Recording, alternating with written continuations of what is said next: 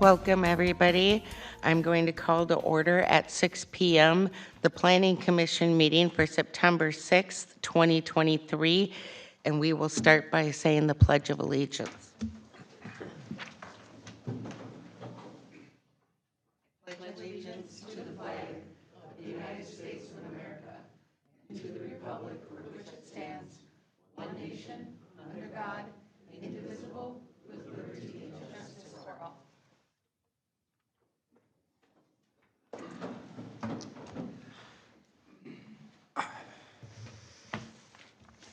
Item number 3, I will look for an approval of the meeting agenda. This is Bethany. Go ahead. So moved. This is Barb, second. Call for the vote. Judy, aye. Barb, aye. Bethany, aye. And Lynn, aye. Number 4 is the approval of the August 16th, 2023 Planning Commission meeting minutes. This is And- Judy. I make a motion, we approve the minutes from August 16th. This is Bethany. I'll second. Call for the vote. Judy, aye. Barb, aye. Bethany, aye. Lynn, aye. Eleanor, would you read us the notice published in the Forest Lake Times for our first public hearing for CUP for PUD Amendment Universal Services for 14045 Lake Drive Northeast, pages 1 through 11? Yep, I can do that for you. Notice is hereby given that a public hearing will be held by the City of Columbus Planning Commission on Wednesday, September 6, 2023 at 6 p.m. or as soon thereafter as parties may be heard. The hearing will be conducted in person and by interactive technology at the Columbus City Hall located at 16319 That was spooky. Minnesota, to consider a request for the conditional use permit amendment for a planned unit development to amend fencing materials and location, and requesting a deviation from Section 7A 813, letter C of the City Code, which requires the enclosure of dumpsters in the commercial industrial district. Members of the public interested in attending in person, monitoring the meetings, or wanting more information should contact the city offices at 651-464-3120 or visit the city website at columbusmn.us. The hearing shall continue until all evidence and testimony has been received. Thank you, Eleanor. Would the applicant please come forward and have a seat at the table? Give us your name and address and make sure you speak into the microphone so that those online, are we online, Elizabeth? Okay, so they can hear you as well. Hi, I'm Justin Vick with Universal Services. My address is 14045 Lake Drive. Okay. Let's see. The commission has reviewed your application as normal protocol. For the record, did you receive a copy of the staff report developed by Dean Johnson dated August 29th, 2023 regarding the application? This report contains certain findings numbering 1 through 13 on pages 8 and 9. I did. Okay. It also has recommendations numbering 1 through 18, and do you understand the recommendations and conditions, and do you have any questions or comments about them? I do understand. I do not have any questions or comments. Okay. I will open it up for the commissioners. Do you have any questions for our applicant?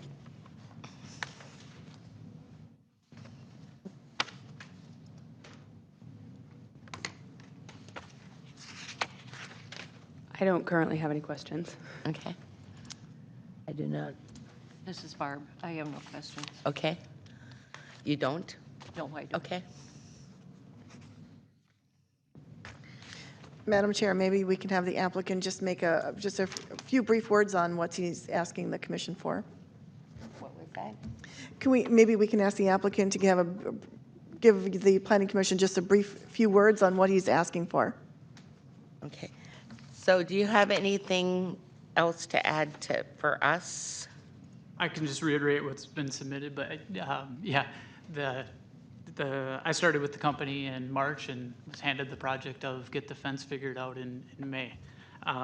Looked at everything that had been done, and fencing materials selected are probably not the best thing for a 12-foot tall fence. So looked at the look of it, the appearance of it, what we had existing on site, and made some corrections or recommendations to use some different materials to more closely match the building and be more suitable for a 10-foot tall fence for that area. Looked at the trash situation, the way that we handle trash. Our industry generates a ton of garbage. We have a 40-yard dumpster that gets removed weekly. That's 8 foot by 8 foot by 20 feet long. The process of that is to bring a dumpster in that's empty, set it in our yard, take the dumpster that is full, put it on the truck, move it to another area in the yard, grab the empty dumpster, and then put it back in the location where it sits. And that's why we've requested to screen the entire property instead of try to screen the garbage area. That process just, I think, is going to open itself up to just damaging the fence continuously, and it's not very conducive to how we actually throw the trash away with the crews and everything like that. We really need to be able to access all 3 sides to get the trash in it. So. And this is Barb, and you will also complete the extra parking. I noticed that when I went by there, they were parking on the grass. So Yeah. you're going to put in Yeah, absolutely. asphalt? Yep. Yep, okay, good. Thank you. Is there anybody in the audience that would like to speak to this issue? Come on up to the table and state your name and address.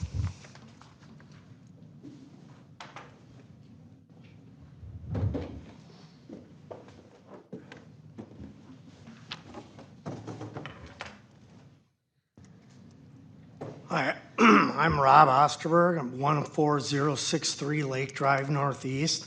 We're the property right behind 14045 to the east. And this is my wife. I'm Kathy Osterberg, same address. Yeah, we've got a few little concerns. You know, the original cup was finalized back in November 22nd of 2021, and it was supposed to be a wood fence in front of our property, and now they're proposing a metal fence to match the sides going down our driveway, which we're concerned of it being nice looking and also sound resistant. You know, they don't put metal fences along the highways for sound resistance.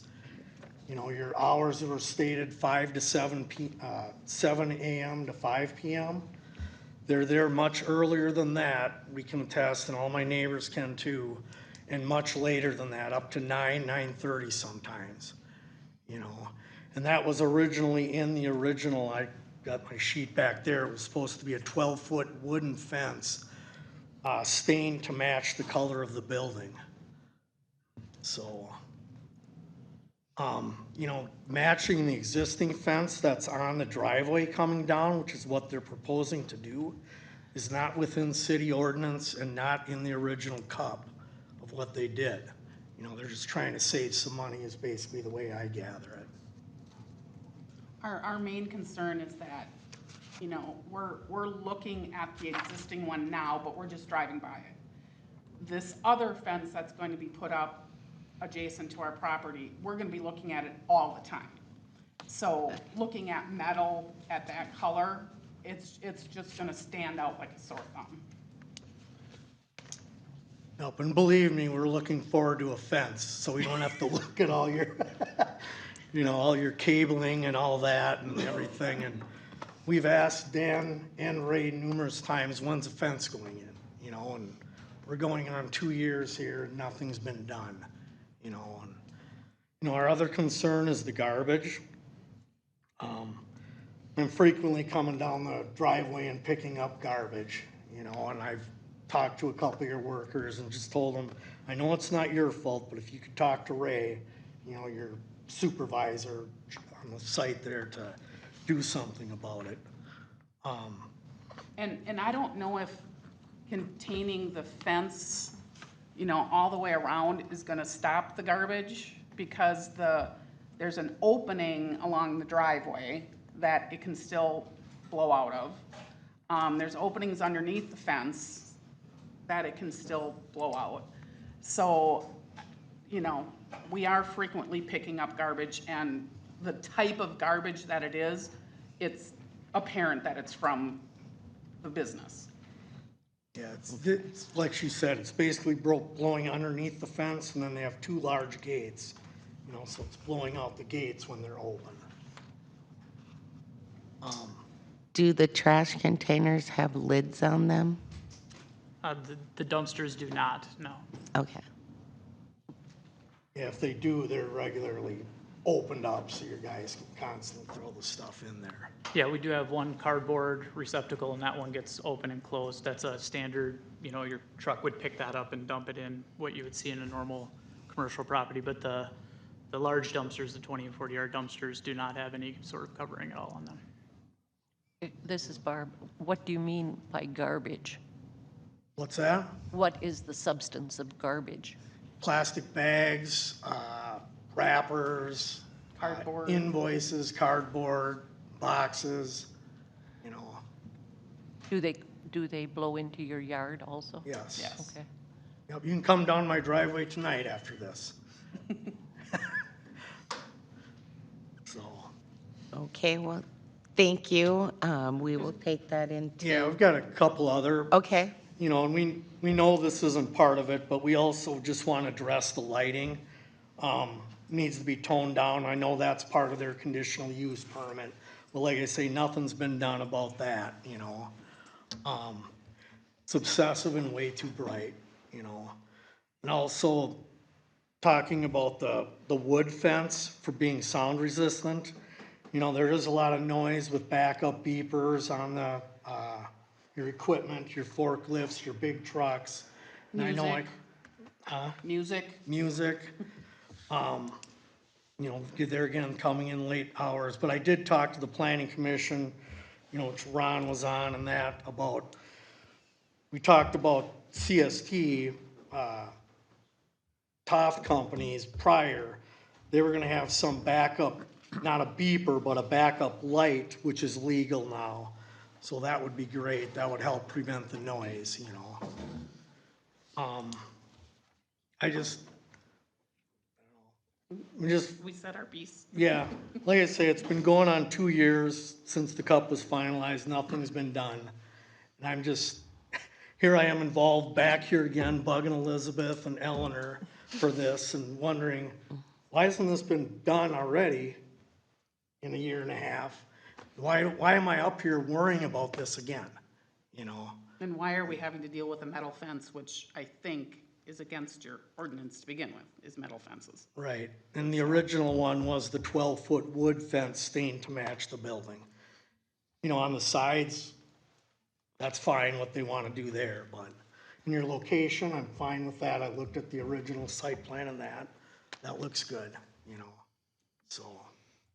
Mr. Osterberg, can you just clarify, is the lights too bright, or are they not shrouded? They're So- not shrouded, They're not shrouded.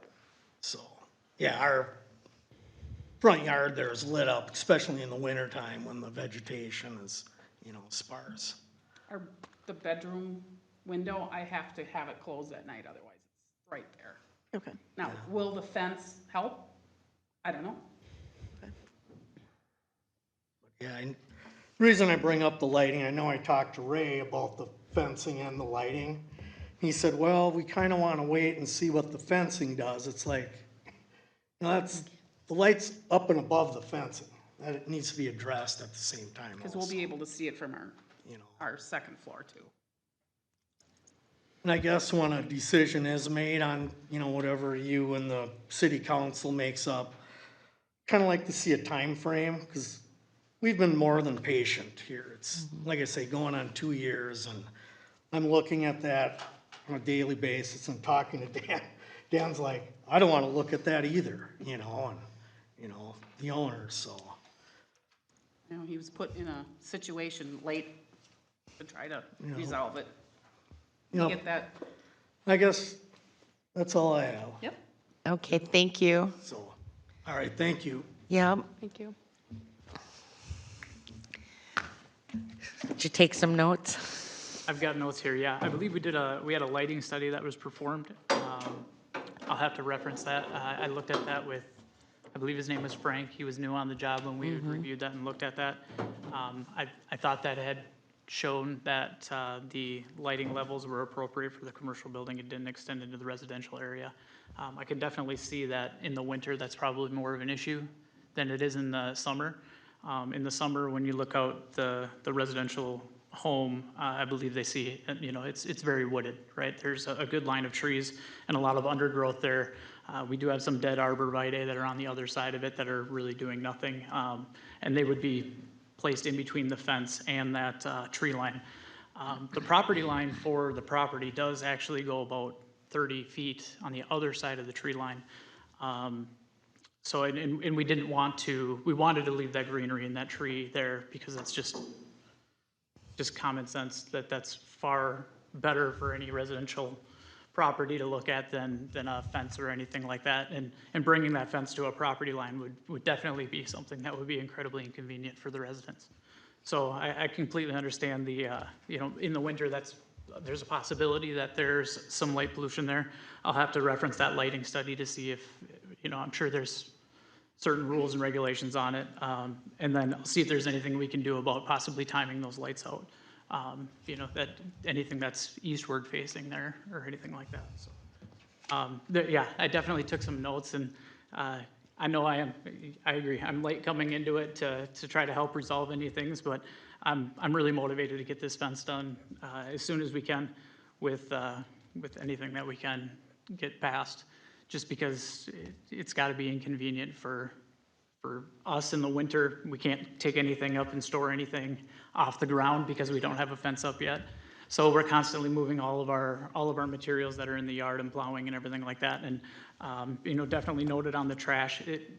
It's windy days, right? Windy days, sometimes the trash gets pulled out of that bin, and there are materials that we do have in the yard that have paperwork attached to them and things like that. So definitely take some notes on doing a little bit better with that housekeeping and possibly even keeping that gate swung shut for the majority of the day if possible, because that gate itself pretty much extends to the ground, so there's probably less of a chance of anything blowing through there.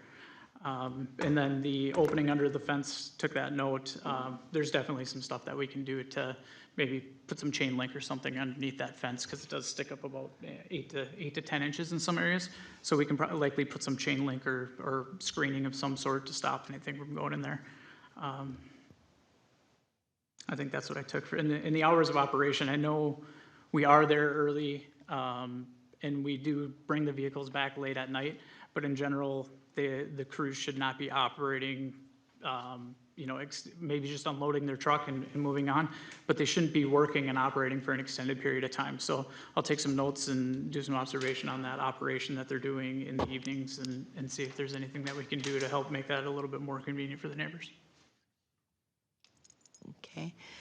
Is there anybody else in the audience that wanted to speak on this issue? Then we'll close the public We got a hearing. hand. Oh, We had a hand. There are people Sorry. on Zoom. do you want to come up to the table? Sure. Didn't see him back there. Have a seat, state your name and address. Well, first I had a quick question. Is this the Pavoni matter? No. No, it isn't. No. Okay. And this isn't a matter I wish to. Okay. Okay. We'll close the public hearing and leave it open for the Planning Commission to have a discussion. I just have a quick question for you. Is it possible to do wood fence on just that side? It would be possible to do wood fence on that side. I can look into doing that.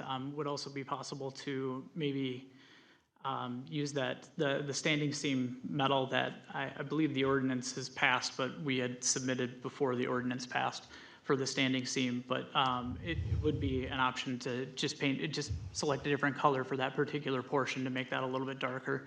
And then I'll have to look into we're doing metal double side on this fence, right? So it's on not only the side that faces the residential property, but also the side that faces the yard. Some of that is sound, some of that is, durability, and some of that is just to keep from, possible damage, because we are moving equipment and materials right next to it, to keep from possible damaging of the residential facing side of it. So there are some things that I can look into to see if maybe there's a possibility of putting something, maybe a sound insulation or a sound barrier in between those layers of metal, which might even exceed what a wood fence would block for sound. But I can definitely look into alternatives for that, and alternatives for colored. So the thing is there's 3 of us that were not here when that planning commission granted that CUP, and so I will be here in another year and a half, and I don't want to have this couple come back again because it's bothersome.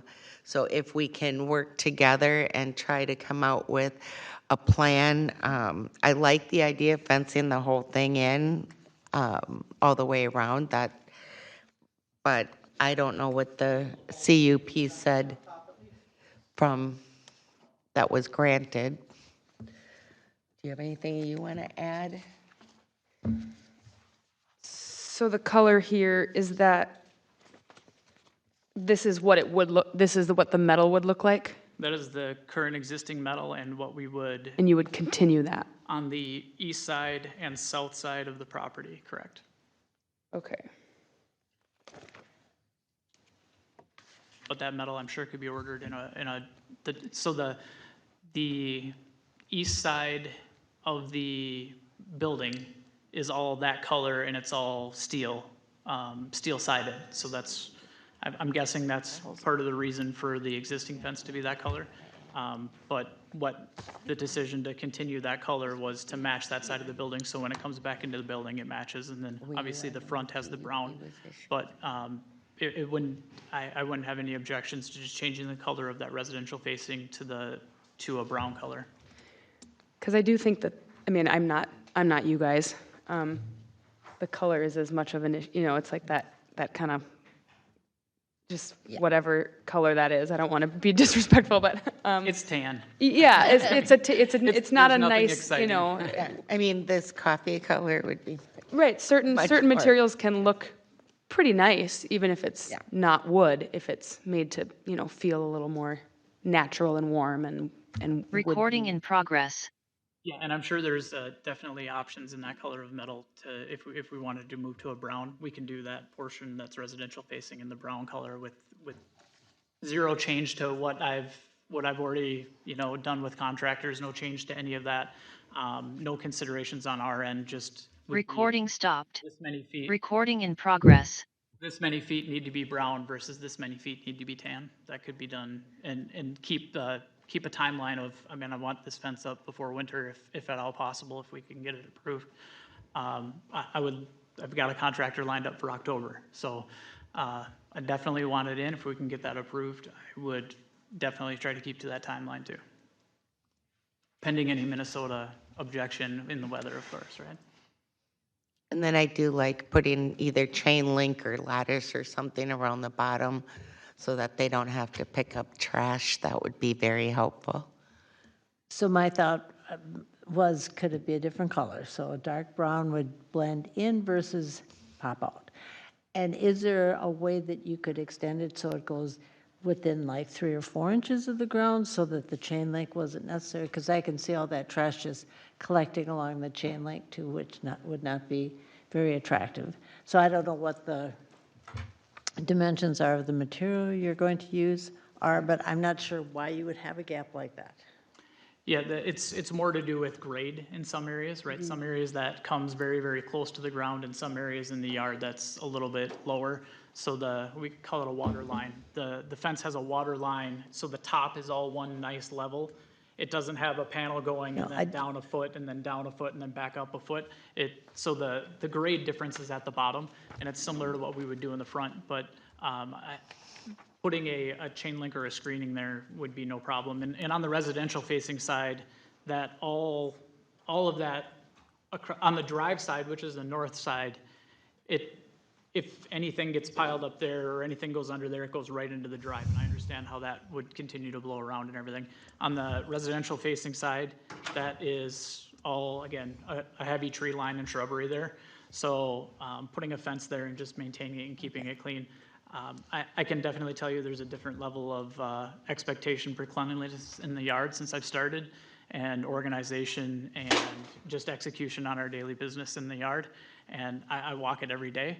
I can definitely make sure that I'm more diligent about walking the perimeter of the fence and picking up trash than I probably have been. I've been more focused on the business in the yard and keeping our yard clean. But, you know, being a good neighbor is definitely something that we can work into our daily routine without any issue. And it's something that we should have done already. And, you know, it's an inconvenience, and I apologize for that. I hope to do better, and I hope that, you know, for the company and Dan and Ray, I hope that my presence and me being hired is going to bring that to a little bit better level and make us a better neighbor. And then what is the time frame to have this all done? We could do it, if approved, I'm looking at 2 weeks to order materials and approximately 2 to 3 weeks for construction for the fence. There are some trees that have been recommended to be replaced. Those we can readily purchase and get planted yet this fall.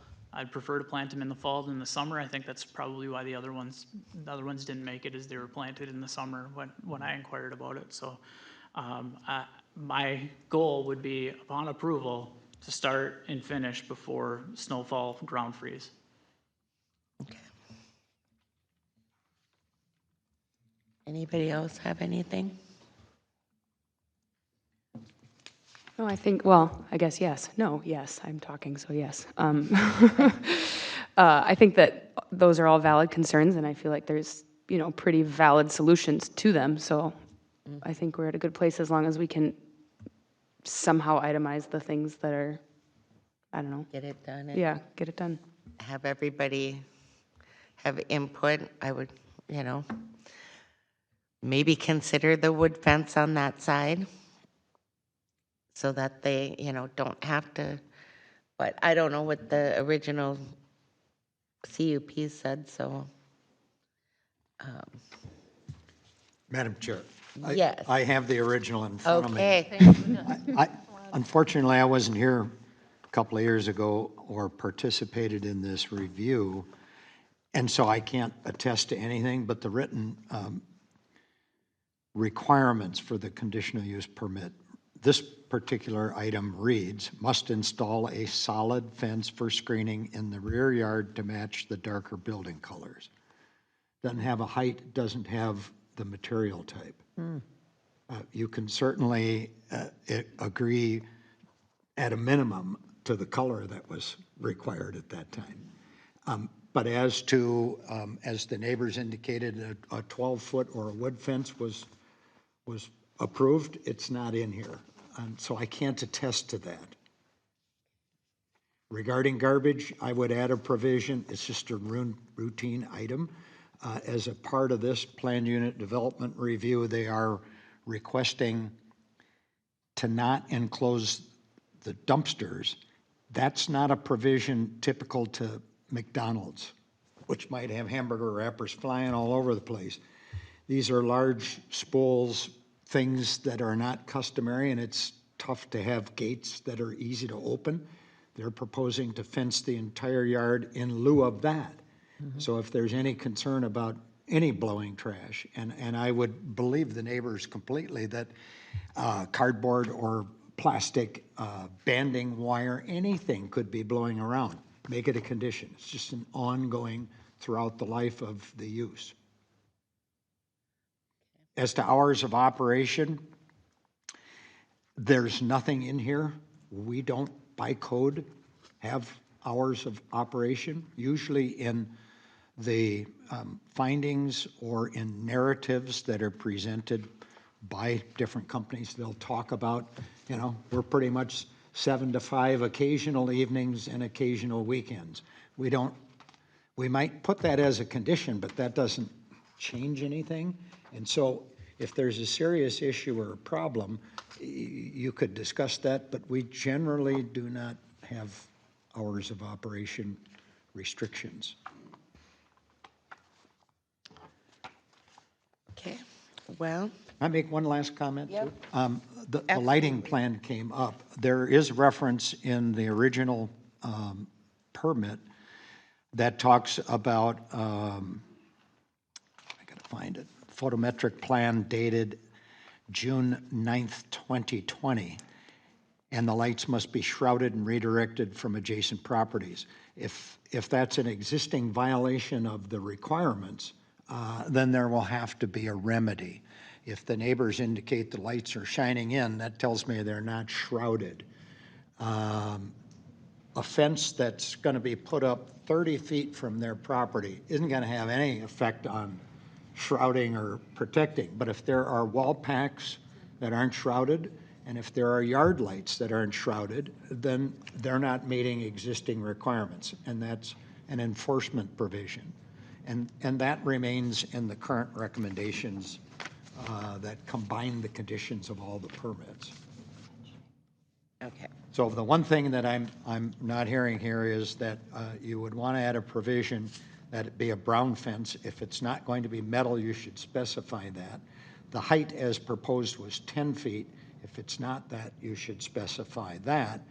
And we should add a trash provision as just a routine courtesy to all neighbors. Madam Chair, I would also add, during that particular hearing, the person that made the presentation for this particular group did show the council a brown wood fence, and that's where the wood fence came in. It was, they showed them, they actually showed a picture of it, and I think the assumption was that's what they were going to build, and we have used that as an example since that time. So this amendment is coming before you because we didn't want to make the assumption that they could just change the fence materials without coming before the Planning Commission and Council once again, because it wasn't what they had originally shown the council initially. So that's one of the reasons it's before you. In addition, you had a hand raised from Councilmember Wagaman. And I know we're having a few technical difficulties with the TVs, but we've got one working. Oh, one for you. I did, and Madam Chair, I did take my hand down because Elizabeth reiterated what I was going to mention, is that I remember being at that meeting and it was talked about that it would be a wooden fence. So I do recall that. It's unfortunate it didn't get into the record as we discussed, but just wanted to let you know. Okay. So are there any statistics about the noise thing with wood versus metal? Yeah, I don't see any. I couldn't speak on it. I haven't looked into it, but it's something I would definitely look into.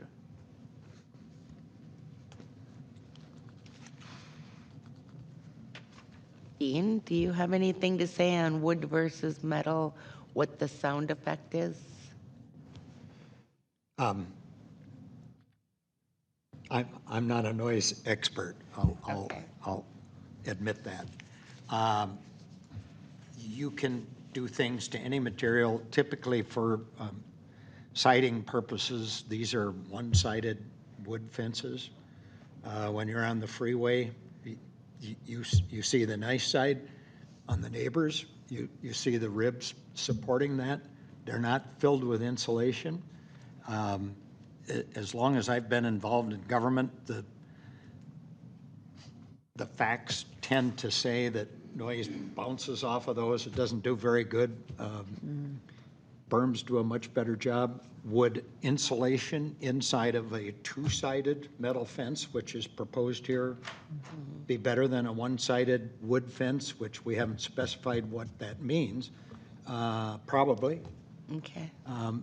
There's also, I was around when the original developer of the property was there, and I think this goes back to a higher fence.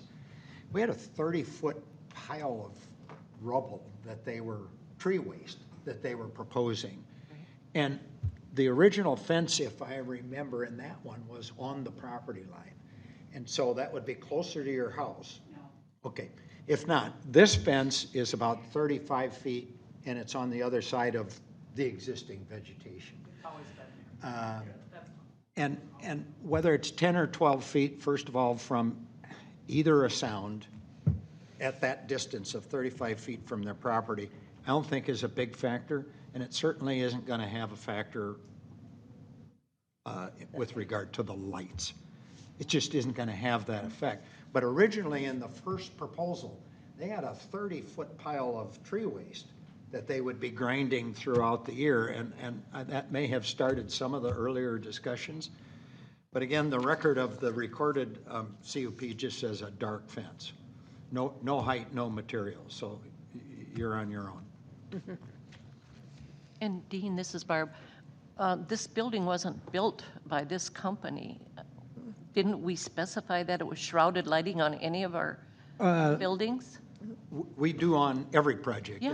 and it's listed as a condition in all of them. So that's why I say the conditions from 2021 specify a lighting plan, a photometric plan, and it specifies that they're going to be shrouded. Yeah. And if they're not, then it's either in violation of the photometric plan that was submitted, or they're not shrouded properly, and I can't attest to any of that without, that doesn't mean that people don't see light.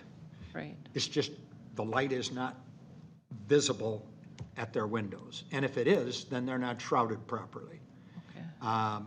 In the case of the neighbors that did show up and help us talk about all of this, at the setback of the nearest light to their property, it isn't a violation of a photometric plan. They're not exceeding 1 foot candle at their property. Yeah, that's my concern. But the whole parking lot, if it's got 8 lighting standards, is going to be very visible. Right. It's just you should not see the direct light from where you're at.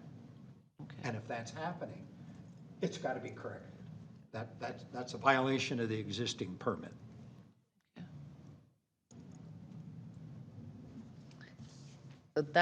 That's nothing we have to address. That's something that the enforcement officer gets to address. Okay. Perfect. Any other discussion on the fence or thoughts? So this is Barb. I do have a question on Dean's report. Number 8, proposed new fencing plan includes approximately 190 feet of metal fencing. Is this a good idea? I thought we were going to not have any metal fencing.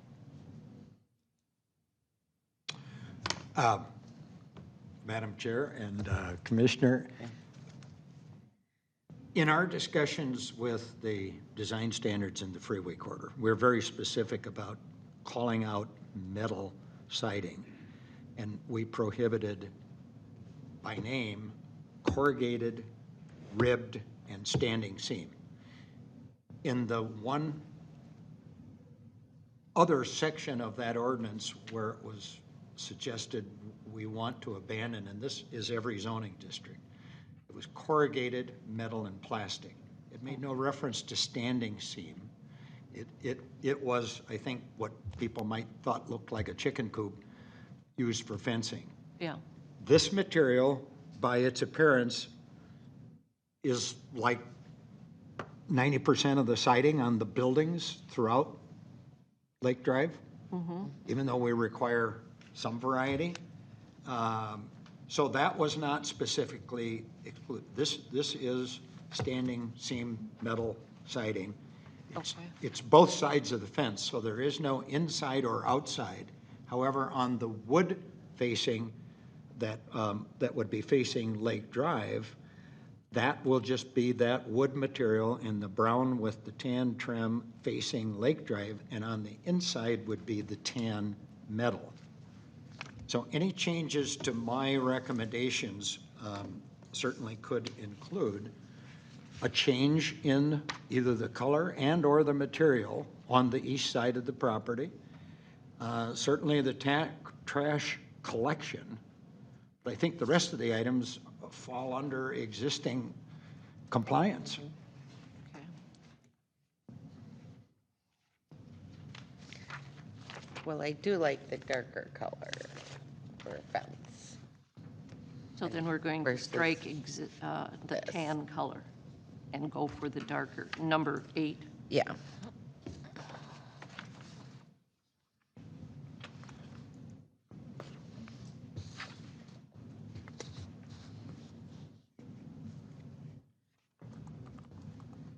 And do we want to specify 10 or 12 foot here, where he's proposing will be 10 or 12 foot high? Do we want to specify that, or? Do you?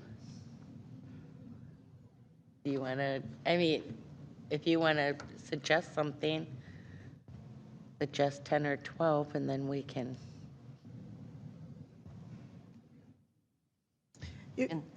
Madam Chair, you can also say up to 12-foot height and let them Up to decide, 12 but, foot. or maximum of 12, minimum of 10, to give them some flexibility.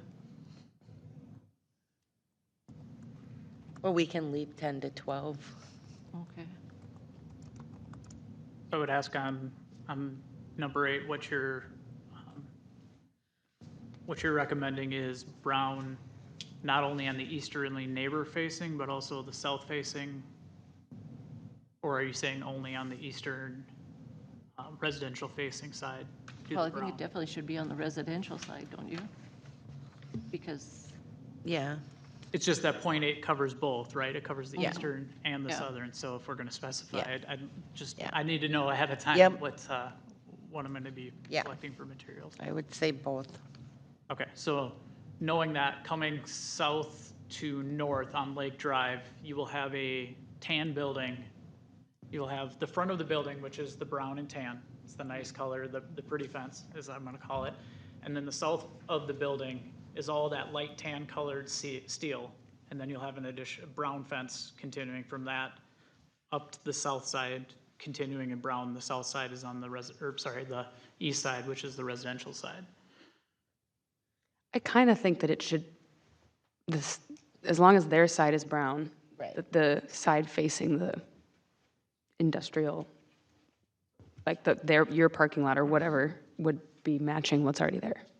Yeah, and then the south side, which it's a vacant lot adjacent to us on the south. So on the south side, anything south facing would match the building that is south facing, which is all that tan color.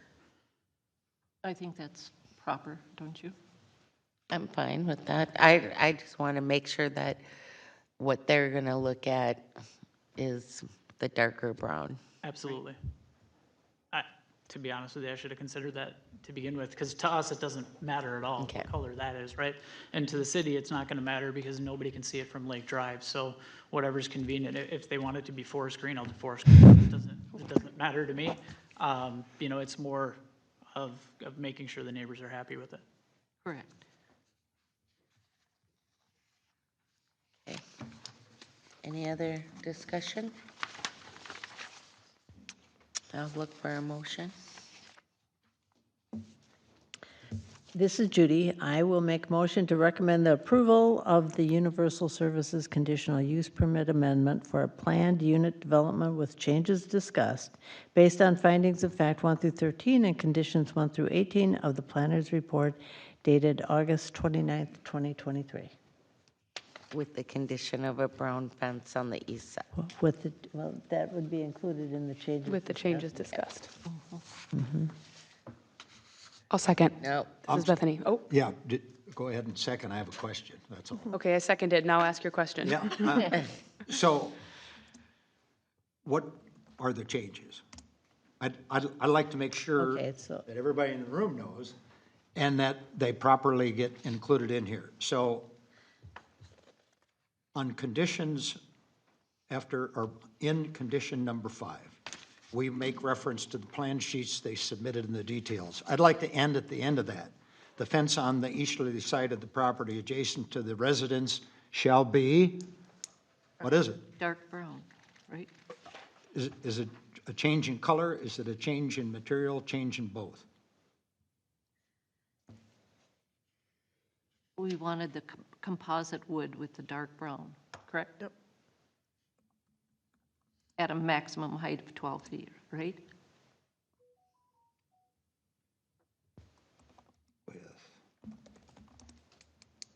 I'm going to read this back to you.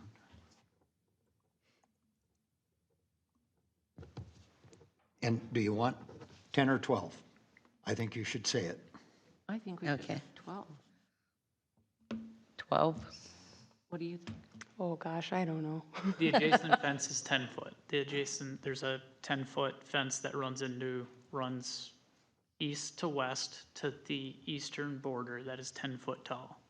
Okay, then 10. Yeah, then we'll have to. That's a same- tall same, fence. Yeah, Yep. That's a tall fence. Yeah. 10, okay. So it's not metal, it's wood. It's composite. composite. Okay. That's so what we're, okay. I think it could read, and we'll let our minute taker make sure this is properly, at the end of number 5. Let's say the fence on the easterly side adjacent to the residence shall be constructed with dark brown composite wood facing the residence at a height of 10 feet. Correct, Is that correct? yes. And then I would add a new number 13 after the site lighting reference, that any blowing trash in the property shall be routinely and promptly cleaned up. Were there other outstanding? Is there something about putting something, like he mentioned, like a chain link underneath the gaps where there's a grade? Can we add that? You tell me. So, Because he's not going to go into their yard to pick up trash, so he could be cleaning around their thing, but if something went under the fence, it's already in their yard. I visited the site twice. But I can't attest to the trash blowing, and while I can see this happening, you can either require that it be cleaned up promptly and routinely. So this is throughout the term of this. And if they don't want to go out on a daily basis like they do at a lot of restaurants and clean up, then you start putting rabbit wire at the bottom. I think, as Justin explained, the topography has slight differences, and instead of having stair step or sawtooth type fencing appearance, it's all the same height. So you might have 1.5 feet, and that's where stuff is blowing out. If they want to put rabbit wire under there, I think that's probably a good idea. Otherwise, I would hope the Osterbergs call us every time there's cardboard floating out there. They're not going to want to do this on a daily basis. Sure. But I would add number 13 to that effect. If you want me to put something about some other guard, or that's getting pretty specific, but that's fine with me. I really think common sense. I used to work in maintenance, and that's the first thing we did every day is walk the property and pick up stuff. It's just part of doing business. So I don't think that the city should be regulating that any further. I agree, and that'll be Mr. Vick's new Right. job. So if they come to you and there's trash blowing, then you can take it and, Phone call, text, ready to be Okay. done. Text is nice, because nobody's getting any, attitude or anything. Yeah. there you go. Just, would you, police the area or Yeah, something? I don't think we should. Yeah, that's fine. And I'll be honest with you, the majority of the issues that we have with the trash are not during daily, but when you get 40-mile-an-hour winds that are running through a yard that's, 200, 300 feet wide, it's going to pick up anything, even stuff that maybe Doesn't you're belong walking to you. around that you don't see, or something in and under a pallet. It's going to find all of that stuff for us. So on those specifically windy days, we just have to be better. Cool. Okay. And then do we have something about the time frame for these requirements? Weren't we going to put that in there? Well, he- Zoning administrator, do you have a preference or a suggestion? I think it's everybody's intent to get all this done this year. If not, it's going to be another. You remember last October? We had 1/2 foot of snow. Yeah, So landscaping and fencing, and it's tough. yeah. I'm fine with him saying he wants to get started as soon as possible. The only thing I have to consider now is I have a change order on the fence. So I have to Right. change, there's going to be change there, and that's going to cause a delay for me. So while I want to have this done in October, any changes that are made are obviously going to delay any project that you have. So if we're changing a color on an already pre-approved in metal, I think I can get that done without an issue, but if we're changing the materials in the construction of that fence, that's gonna take some work on my end, and I can't, I'm not as optimistic about finishing it on this side of the snowfall as I would be if it stayed the same material that we had. Okay. Madam Chair? Yes. I could specify that all of our conditional use permits, even amendments, have a one-year probation period. That is the maximum time frame. If you wish to specify something else, I'd make it reasonable in the spring. If not, a year from now is the deadline. Okay. Okay, that's fine. And we hope for the Osterberg's sake that it's sooner. Right. Yeah. I hope for my sake it's sooner, because it's a lot of work to pick up 50,000 pounds of steel that has to stay organized every time it snows and move it. So I'm definitely on the side of I want this fence done as soon as we can get it done, because it's gonna save me labor and time. Great. Okay, so we have a motion. And we've got enough definition now. Sorry, everybody's gonna hate me. How different does, if we're painting this brown, how different does a composite wood look from the because so many of these products look really nice, even though it's metal. Is this what it is? It looks like That's it's composite. got wood grain. That's composite. This is the wood, this is the metal, That's correct, yep. and this is the wood. Okay, so it would look substantially different. Yeah, and to be honest, if we did a wood on that residential side, I would not likely use the same materials that I use on the road facing to match the front of the building. It was very difficult to find something that was very similar to the front of the building with the 8-inch and everything that we were looking at for materials. I would look into an alternative as long as it's, if the specification is brown composite, I'll find something that's brown composite. I'm not gonna promise that it would look like the front of the that's been proposed.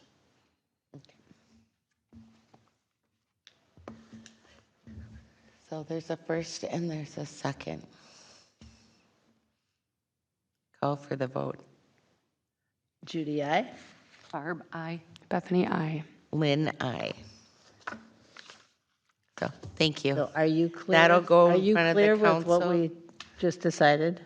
I am clear that the eastern residential facing fence will be composite wood and brown, and that we will have another condition in here related to blowing trash.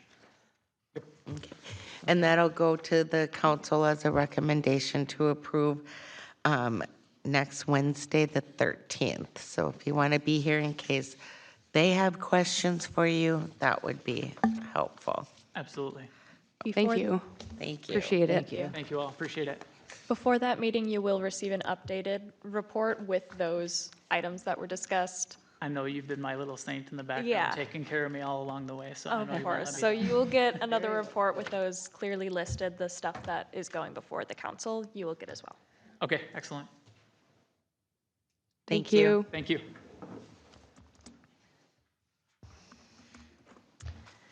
We will move on to item number 6. Eleanor, would you like to read the notice as published in the Forest Lake Times? Of course. Notice is hereby given that a public hearing will be held by the City of Columbus Planning Commission on Wednesday, September 6, 2023 at 6 p.m. or as soon thereafter as parties may be heard. The hearing will be conducted in person and by interactive technology at Columbus City Hall located at 16319 Kettle River Boulevard, Minnesota, to consider a request for an interim use permit to allow an electrical contracting, networking, machine automation, and online sales residential zone business in the rural residential district. Members of the public interested in attending in person, monitoring the meetings, or wanting more information should contact city offices at 651-464-3120 or visit the city website at columbusmn.us. The hearing shall continue until all evidence and testimony has been received. Thank you, Eleanor. Of course. Would you like me to give some background on this or jump right into the public? You can go right ahead. Our applicant knows the drill, so he's already at the table. Of course. Excuse me, I just want to, this is Barbara, I'm going to recuse myself from this discussion. Of course. So there is currently an IUP for this business, which is set to expire this coming December 12th. The applicant is requesting another 5-year IUP and has stated that there has been no changes to the business since the original issuance. I would also like to have a correction to my planning report on page 25 of your packet. Finding of fact number 5. Currently, it states that the original IUP was granted May 24th, 2018, and the correct date is December 12th, 2018. There was a mix-up in the dates there, and it's set to expire this December. The applicant currently resides at the property and runs his electrical contracting business out of his home and pole building. The only employees operating at the site are him and his spouse, and it states that all other employees visit on an infrequent basis within their business hours, which are 7 a.m. to 7 p.m. Monday through Friday. Yes, if you have any more questions on my particular report, you can ask me. Otherwise, we can open the public hearing. Okay, we can just go right over to our applicant. If you would state your name and address into the microphone, please. My name is Dave Paulney, 16731 Potomac Street. Okay, and the commission has reviewed your application as normal protocol. For the record, did you receive a copy of the staff report developed by Associate Planner Elizabeth Hahn dated August 29th, 2023 regarding this application? I did not receive that, but I got a copy of it in the agenda tonight. Okay. How was it sent out? Email. I emailed it to you. I don't remember seeing that, but I have it here. I read it. Okay, so the report contains certain findings numbering 1 through 19 on pages 25 and 26, and also had recommendations numbered 1 through 10. So, Am I missing that? I guess maybe I don't have that. do we have an extra copy we can Absolutely. give him?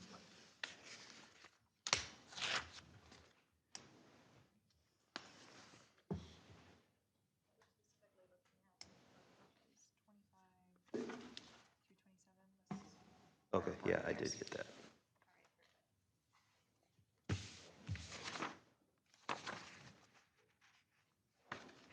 Okay. Okay. So what would you like to tell us about this before we start going? Nothing. Everything's been fine. I've been respectful to the neighbors, and Okay. I haven't had any complaints. I think everything's going well, and I plan on doing it for another 5 years. Okay, commissioners, do you have any questions? So I'm new to this board. When did your business start? When did my business Yeah, start? how long have you been in business? And you've had a 5-year, I've been in business since 1977. in the same location? No. Okay. No, but you asked when it started. So I started my business before high school. Okay. And so I was in St. Paul for Okay. a period.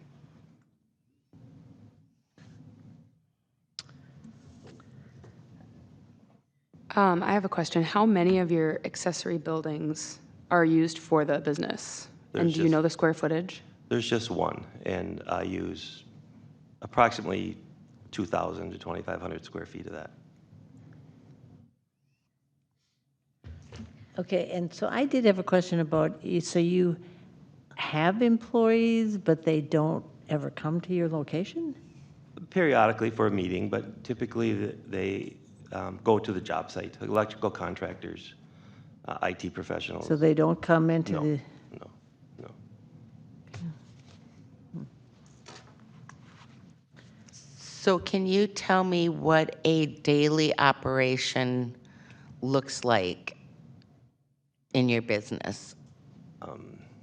Well, my wife and I go out to the shop, make some phone calls. I usually leave, and delivery might come or go throughout the week, maybe 1 or 2, not very much. Okay. So I did call and talk to your wife last Friday when I picked up my packet, because I did want to come out and actually walk your property to see, because that's what we do as planning commission members, and I never got a call back to be able to do that, and I don't like to do it when, I mean, to walk 50 acres, I would want you there with me going through it. So I just want to state that fact that I did call and did not get a call back. I have a question about the invisible, the standard of invisible, because I was driving on 165th and there's what appears to be a pretty big I don't know, crane. It's like a yellow crane back there in the woods, and from what I gathered, those neighbors on 165th, like their view is, you know, nice trees and then a big crane. Is that, you know, part of this, is that covered in here, or is that outside the? If you talk, I do have a tower crane, which is construction material that will be used for my future house. And I have lots of bar joists and metal pieces. So I'm not sure if it's that stuff you're talking about. Or. So your Daveco Technologies, what does that do? We are an electrical contractor where my employees have vehicles that they go from their houses to the job sites. I'm an electrical engineer. I do automation and controls. I have a master electrician's license, so I called upon to fix technical equipment at my job sites. Okay, because I'm just asking because I did go to the DOT site and I did find a US DOT number that's a freight, metal, sheets, coils, rolls, large objects, machinery, construction, which sounded different than what I thought your business was. So do you have two businesses or is it just one? No, I have one business, and those are some generic terms that the DOT uses that was checked. We use the trucks to deliver material from a wholesale house to a job. So there's a few trucks for that. So what type of equipment then is used for your business that's on the property? A few trucks. I have a few extra vans that aren't being used right now because there's not enough labor out there. And they're parked outside? The vans are, yes. So did he get these? No? Okay. There's another image. I don't know if you have extra, or I just want to highlight some maps that I brought up because the map that was in the packet, I mean, number one, your Okay. your application says same as previous, same as previous, same as previous. On your 2018 application, it was you and your wife, and this time it just lists you.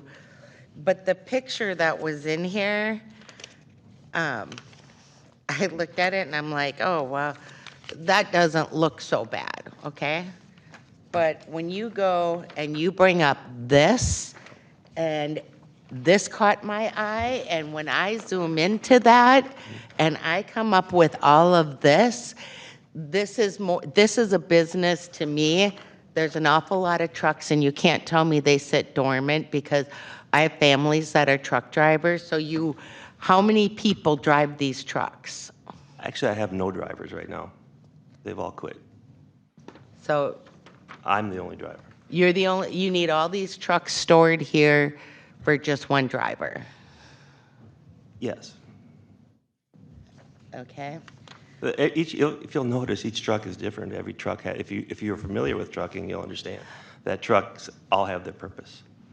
A box truck would be used to haul little things in the rain. A flatbed would be used to haul heavy things that are loaded from the side. That's just how it works.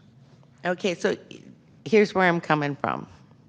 You go to the City of Columbus website, an interim use permit. Minnesota law enables municipalities to issue temporary usage permits to property owners that allow for certain uses on a property but have an expiration date. These interim use permits are generally employed in situations where land use is appropriate to the present time, but may not be appropriate as the city continues to grow. Interim use permits expire at a set date or at the completion of a set task or event. The city can choose to issue another interim use permit to the landowner at this time, but is in no way obligated to do so.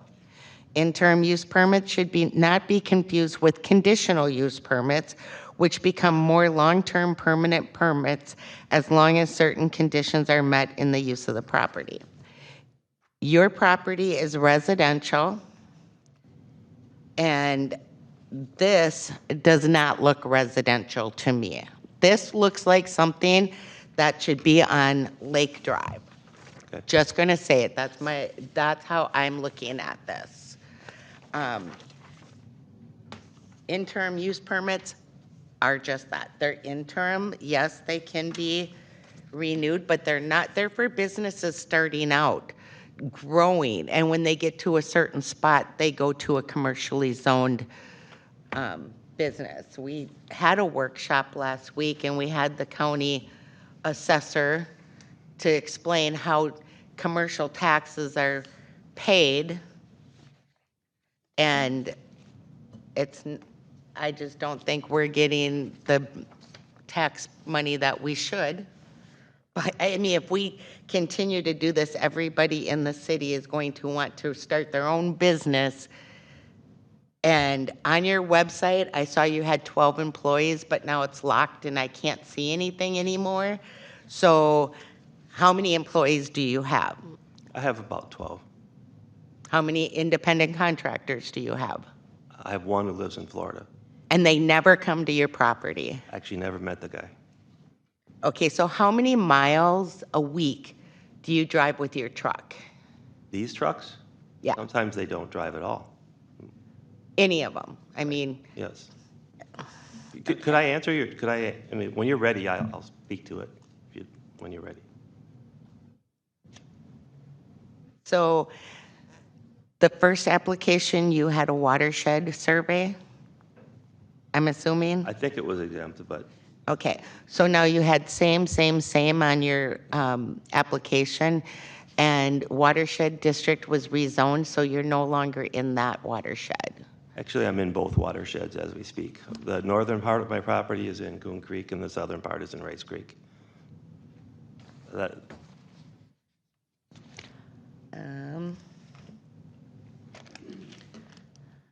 or Sunrise. It's Sunrise and I think it's Sunrise. Is that right, Elizabeth? Is it Sunrise? Sunrise. Sunrise. Sunrise and Rice Creek. I have page. So a residential zone business interim use permit application must clearly identify the daily routine and frequency of proposed business activities with regard to businesses' use, deliveries, customers, clients, and I do not see that in my packet. That was clearly in my facts of findings, and actually Dean called it out when he answered all the facts of findings. But can I address your first thing that you brought up here? Pardon me? Can I address what you brought up about my Sure. my field? Okay, so you understand that this is my residence. Yes. And as a resident, I have a right to my personal stuff like everybody else in Columbus has. And the majority of this stuff is my personal stuff. I have construction materials for the future house I'm going to build. I have some containers that have insulation when I can get it cheap. I'm a very thrifty guy. I like to weld things. I like to machine things. I am a maker as a hobbyist. Now, in this particular scenario, and I don't know if you're with this county back there, but just to give you a little bit of history of what's going on here, I was mayor here for 8 years. I voted for an asphalt plant. From that point on, I've been politically prosecuted in this city for my 8 years of hard work directing this city to be what it's supposed to be. And because of running aces who decided at the last minute they did not want that blacktop plant, started this whole political turmoil. So with that frame in mind, you need to understand, this planning commission needs to understand, and the city council needs to understand, because I'm guessing most of them are here or listening, that I, as a person, am a very, I believe in the property owner's rights. And for 8 years as mayor, I made sure people could exercise their rights without bothering their neighbors. I believe people should pay the proper taxes. I believe they should abide by all the rules. And I did that for 8 years.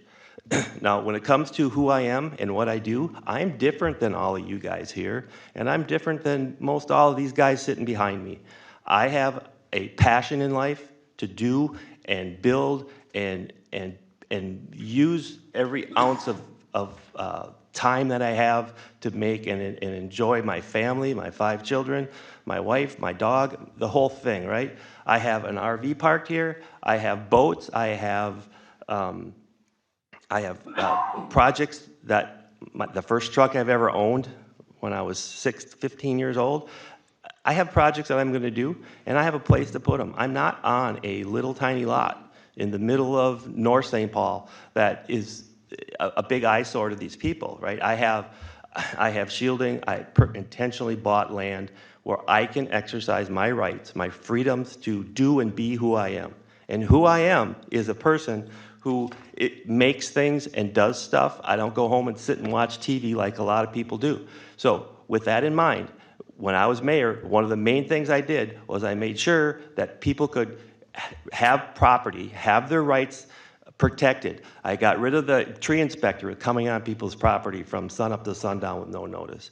I let people build larger buildings so they could enjoy their hobbies and teach their kids how to do and be who they are and give them a trade, all that stuff. I have 5 kids. I teach them how to do what I do. I teach them my electronics. I teach them my computer skills. I teach them the welding. I teach them the cutting. I teach them everything I can. And for you to come at me right now and say that I am not who this city needs to have here is very short-sighted. I didn't say that. Yes, you did. You said that I am not the person that should be here. My property is an eyesore and doesn't belong. So I want you to not say understand. that. I want you to understand that when you take your views of how you live your life and you impose them on me saying you shouldn't have anything outside, I have an opportunity to take a tower crane and build a dream house that I'm going to build someday. It's sitting in that field. I have an old truck I'm going to restore sitting in that field. Now, this is no different than every other person in Columbus. And you need to understand that you need to separate my business from my personal stuff. And to do that, you're going to have your eyes wide open, because I had to go in front of the Anoka County tax assessor. I had 7 people up there, and we went through this whole thing, and we explained to them, and they voted in my favor, and they understand that when your hobby is what you do for work, you're the luckiest guy in the world. And guess what? I'm the luckiest guy in the world, because what I do for my hobby, what I do for my work, they coincide, and that wasn't by accident. So you need to understand that all the stuff I have here is either a project, it's either building materials, it's stuff that I'm going to respectfully use someday. With that in mind, I hope you can open your eyes and see exactly who I am, what I do, and Okay, so I'm going to just say this. I know who you are. You were mayor for 8 years. You gave service. I was on the Planning Commission in North St. Paul for 15 years, which is 10 times the size of Columbus. People move to Columbus and they think they have all this acreage and they can do whatever they want. There are still ordinances and rules that people have to follow. Just to refresh your memory, don't come at me like you're a saint, because the first council meeting I came to when you were mayor, you referred to me as the Chipotle Caribou Lady. So let's just stop right there. You were not upfront and honest. We're looking at an IUP here, and I'm looking at it from a planning commission standpoint. It's interim. It doesn't mean that it gets to go on forever. You have to come back every 5 years and get it renewed. so this is a public hearing, and this is verbatim, Elizabeth? Okay, so I hope that I'd like to go on record saying that at this point, I think you should recuse yourself. So, I think when you you just were, incriminated when yourself you to the were point where you mayor, really did you didn't. operate this business out of your home? I did. Okay, so you didn't apply for an IUP until At 2018? at that time, it was just my wife and I, and just like every other contractor in the city. And I was forced to become compliant because of the political prosecution that was afforded me by the city council. Okay, so you were forced to become compliant. So as mayor, you didn't think you should lead by example and be compliant. That's fine. If we could That's go on, fine. if we could go down that point, we also have a current mayor who has a troutmonger thing, business going. We have a current mayor who has his husband has a photography business that has nothing going on. So at what point I became legitimate? The current mayor hasn't, and after hitting most every house in Columbus, 50% of the houses have some sort of business. So yes, I did become compliant. Okay, so I guess what I'm looking at is this did not have a daily operation list of what happens on a daily basis. Like I said, your website did say you had 12 employees. Now it's locked, so I can't see that. I don't know what you mean by that. My website's been the same forever. Any other questions?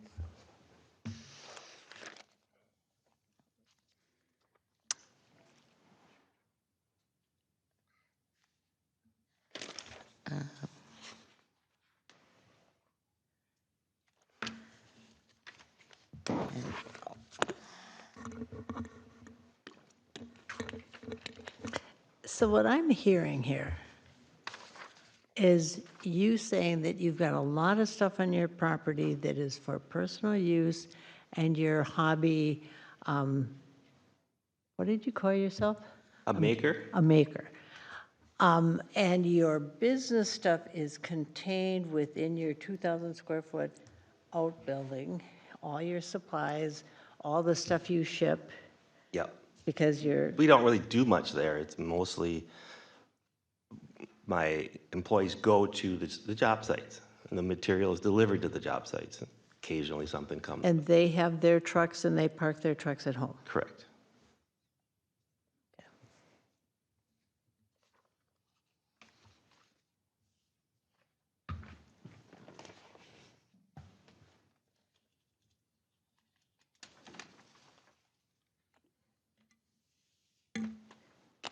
So is this building, is that all business use or is that personal use? It's both. It's both. It's not like you could draw a line and say this goes here, that goes there.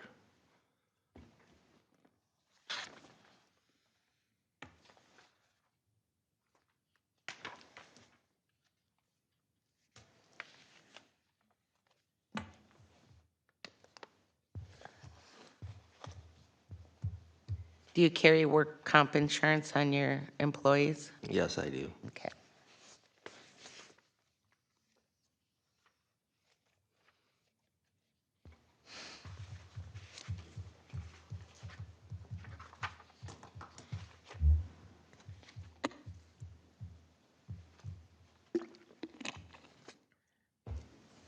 And how often do you get shipments that trucks come and drops material off? Maybe once a week we get more Amazon than anything else. It's like kids order stuff. What are you gonna do? So just a minute here. So how much large objects, metal sheets, coils, rolls do you have on your property? None for business.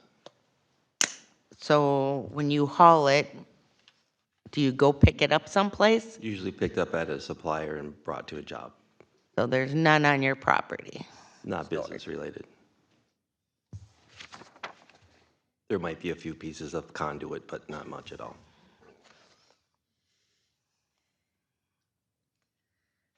And so when you go pick it up, when you take stuff off do you take stuff off your property with a full truck? Excuse me? So do you keep anything on your property that you have to load the truck when you take it off your property? Might be a man lift, scissor lift or something.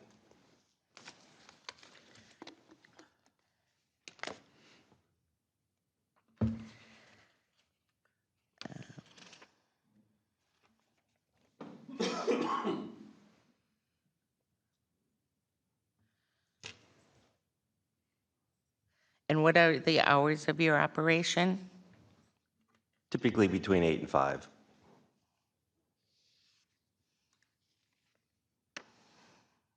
Because one spot says 7 to 7 and one says That's a grace period. 7 to 5. Okay. Yes, it's a grace period. And the But employees, when they're out, you said you're a electrician. I'm Are an they- electrical engineer and electrical okay. contractor. And are they doing the same thing, just in Mostly more electricians, yes. electricians? We also have some IT people. Okay. And we sell phone service, so that's all remote. Elizabeth, you can contest to the IT and the phone service stuff is all remote. That is true. The IT service that we previously had, they used to come to here, and also the IT, I know the person that covers IT for phones lives pretty far away from here and does it remotely.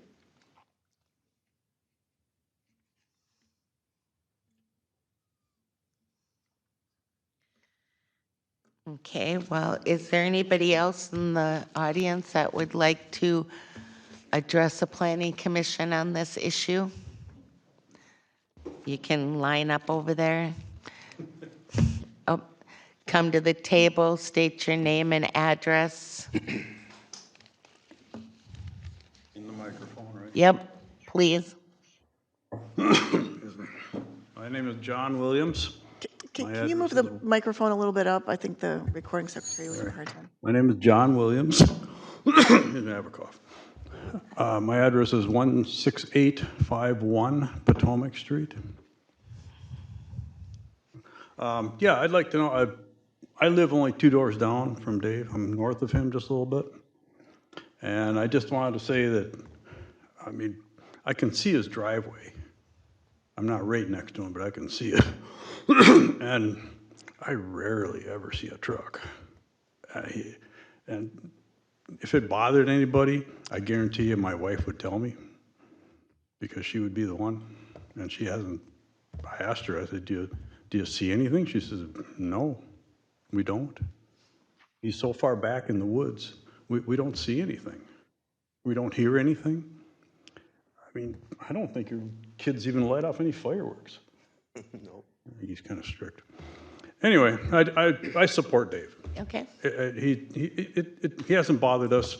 We've been there we moved in 2011. And nothing. I mean, really, nothing bad. Okay.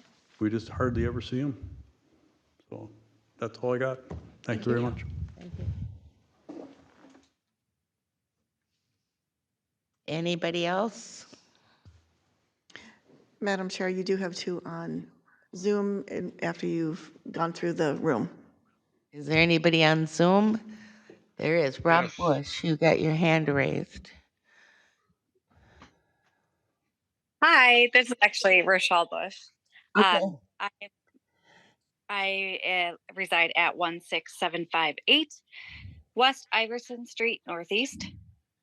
I am not speaking as a councilman's wife this evening. I'm speaking as a resident and a previous employee that worked under Dave as as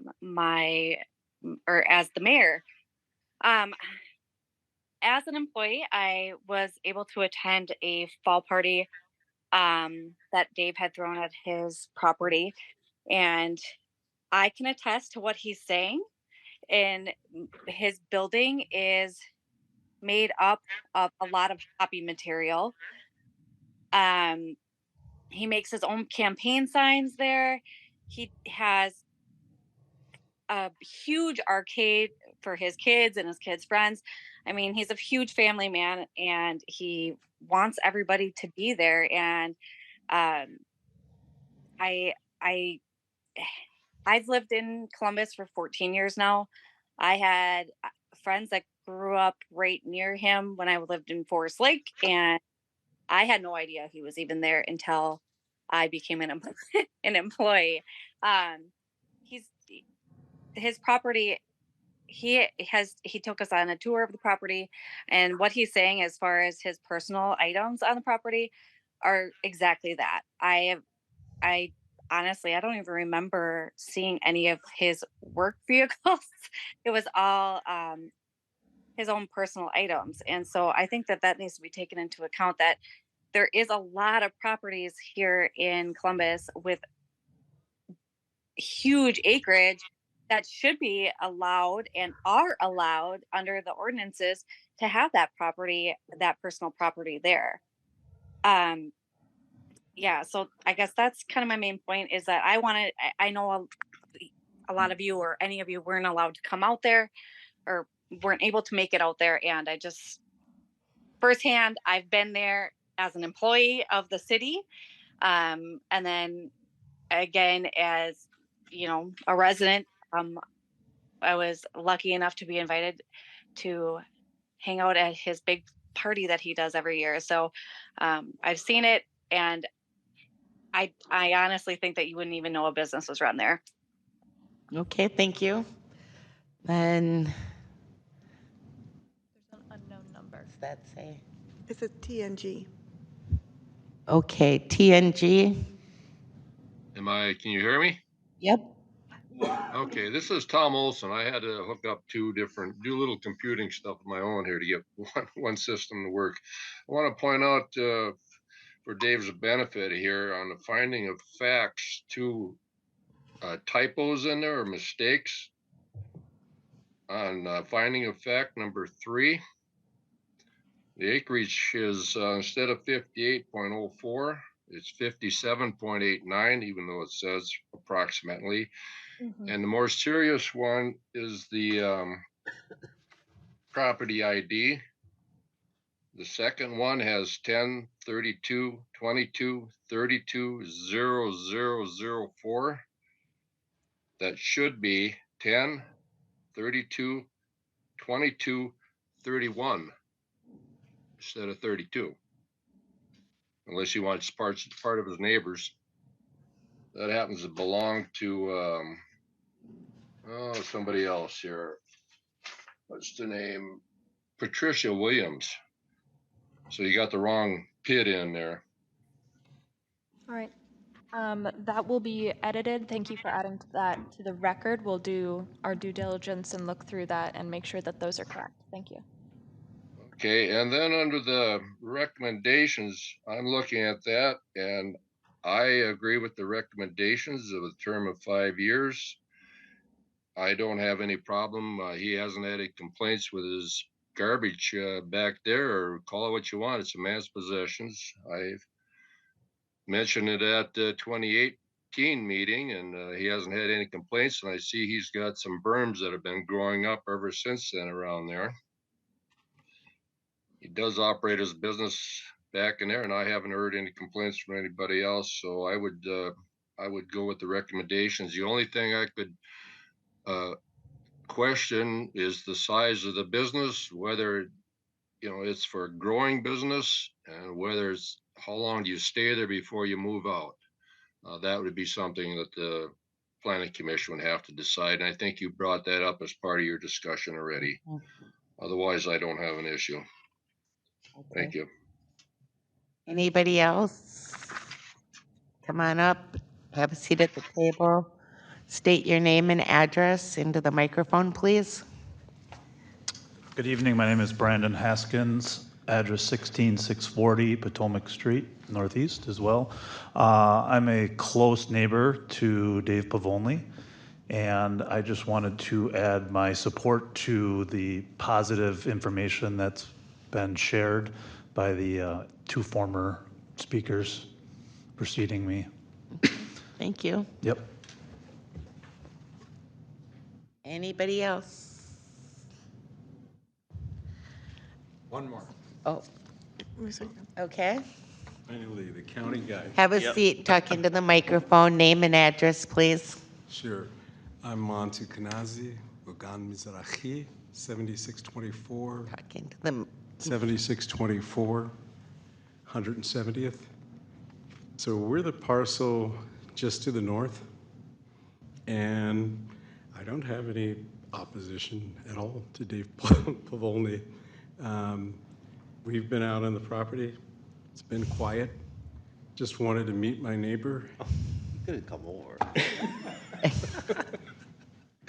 And initially, we actually, when we first got the parcel, had some discussion about parking a trailer there, and just temporarily, just construction materials, nothing as big as many vehicles as what are there. But as I expressed to Elizabeth at the time, I didn't have any particular consternation about it. Just it was just rather odd. And that's really it. I just wanted to come as just for the information, and I would appreciate just getting a copy of the packet, preferably via email. And that's that. Thank you. Thanks. Is there anybody else? So the question, I just want to make it clear, is not whether Dave is a great guy or a great neighbor. The question, like Tom said on the, that's interactive, that made a comment, is we have an ordinance with the interim use permit. And they don't get granted just because you're a nice guy. They get granted on the facts. And at what point, and I even asked this last week, at what point, how big does a business have to get before we, as a city, are going to say it needs to be in a commercially zoned business?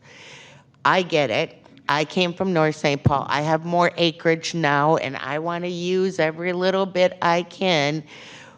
But that doesn't mean you come up here and it's a free-for-all. You still have to follow city ordinances and get permits and everything else. Everything that So, all the permits were applied for. so I'm just saying, at what point does this business, I don't have a clear picture reading all of this material that I got on actually what size your business is. And you say not all of this is being used as commercial trucks and stuff and pole barn, and that's fine. But we here need to have all of that information so that we can say it's just a garage-sized business and it doesn't meet a commercially zoned property. So that's what we're trying to decide, is how big this business is and whether it fits in a residential zone or if it should be in a commercial zone. Because we can grant this because Dave is a great guy and a nice neighbor, but then we're setting precedents for everybody else in town. So. Do you mean my hobby can't grow anymore, or you do mean No, my your business? I'm trying Okay, to so the figure out business how hasn't big your grown. business Actually, is. the business has gone from maybe in the peak a few years ago to 18 people down to 12. So I'm 62 years old. I'll be out of business here not very much longer because I don't want to do it anymore. So there's your answer. Okay. So how many trucks do you have for business? 3 or 4, I mean, of the bigger ones. See, that's the kind of stuff I was looking for. That's what I'm looking for when I sit here and decide whether this business fits in a residential area or if it should be in a commercial zone. And I just don't feel like I got all the information that I needed to come in here. Are you trying to figure out if it's going to create some problems? Because we have a 5-year history, and before that 5-year history, we have even a longer period before it was under interim use permit where it did not bother anybody. And I'm not, if you're trying to find something that's going to go wrong, I guess we could look at the history. I mean, Dean's a very, very thorough guy. Dean went through this. I spent a lot of money. At 5 years ago, I spent $1,700, and I had 4 years later, I got a check back for $400. So Dean did a good job and the attorney did a good job because they spent a lot of my money. So we'll see how much I get back this time. I love Dean dearly, but he does talk too much. An expensive man. So does anybody have any more questions? Well, so here's, I think we need to go back to our, we had a big discussion a couple weeks ago about residential businesses and what our guidelines were for that. I don't remember if we came up with a square footage size of building. We want it to be invisible. And so if his stuff is contained inside the building, assess that. I don't remember what we decided as far as how many vehicles could be parked. And so we have to go back to what we decided on. And I don't know how you determine the size of the business because it can't be a dollar amount. It can't be. Right. So I think we need to go back and revisit that and see if he fits inside those parameters or he doesn't. And we didn't make any decisions. That was our first discussion. So what she's referring to is at the last Planning Commission meeting, we are revisiting the home occupation ordinance. And so that's where a lot of it's going to get addressed. But we had just started our discussion. I'm assuming at the next meeting, we will have more information to make a decision. So can we table this or can? Yeah, so I don't. I'm going to close the public hearing. Thank you, Dave, for coming.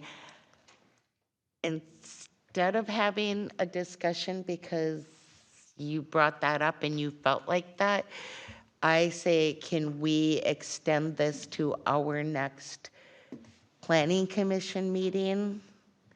And I would say we're in the old rules. If you want to make new rules, go ahead. But That's- the rules that are in the book today, I meet all the requirements. we have a right, though, to do a 120-day review, right? Correct. That's what's Yes, on you, the- you have, you can extend the 60 days. I think what the applicant is indicating is his application came in under the old rules, and what the rules on the books are is what you apply to this permit. Okay. Yeah. So if you have a reason not to apply it tonight, great, but I think just, you need a purpose. I feel like there's information missing that we don't have to make a decision that's best for the city. I'll say it that way. So we can't table this? We have, You can continue your discussion to the next meeting, indicating to the applicant what information you want him to submit to you in order to further your discussion or answer your questions. If you table it, it puts a rest to it, it's over Right. with. So you can't table it. Robert's rules. so. Are you comfortable making a decision? I think you just vote on it, deny it, and let it go to the city council, because Okay, that's it's, what's going to happen. the public hearing is closed, so it's just commission members now. Okay, can I ask a question? So Sure. what are the old rules? They're on page 30 of your packet. I should read. I gave Page them 30. to you. All right. Starting at section 7A, 806 are the specific rules for a residential zone business.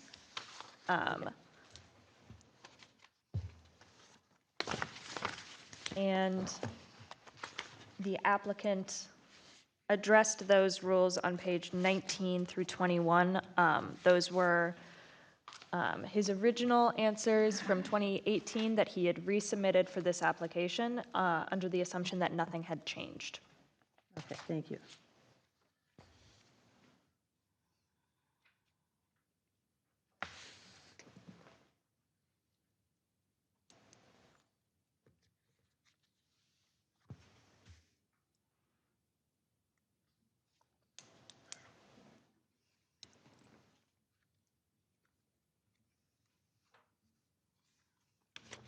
I just have one question about that crane. I know it might seem silly, and if it truly, I can't say if this is truly a hobby item or a business item, and when the lines are blurred, it, gets a little weird. I know if it was my house, I would not love looking at the crane.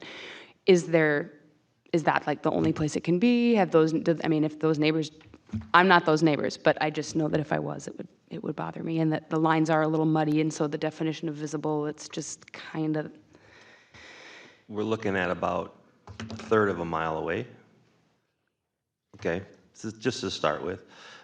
Second off, where that is, there will be a array of solar panels blocking it in the future. So that problem should go away. If no one will be able to see anything by the time I get my solar panels up. And the crane that you're talking about, I have a crane on a truck that I built many years ago that I'm kind of retrofitting. It's kind of a project that I've been working on when I get time. And if it's that crane, that could be moved anywhere behind a tree or something. I'm not sure what people can see or not. I don't see much when I drive by 165th.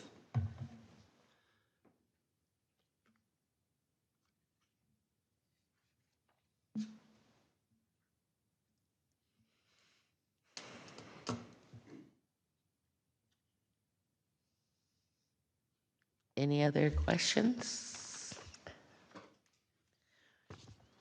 It feels blurry to me.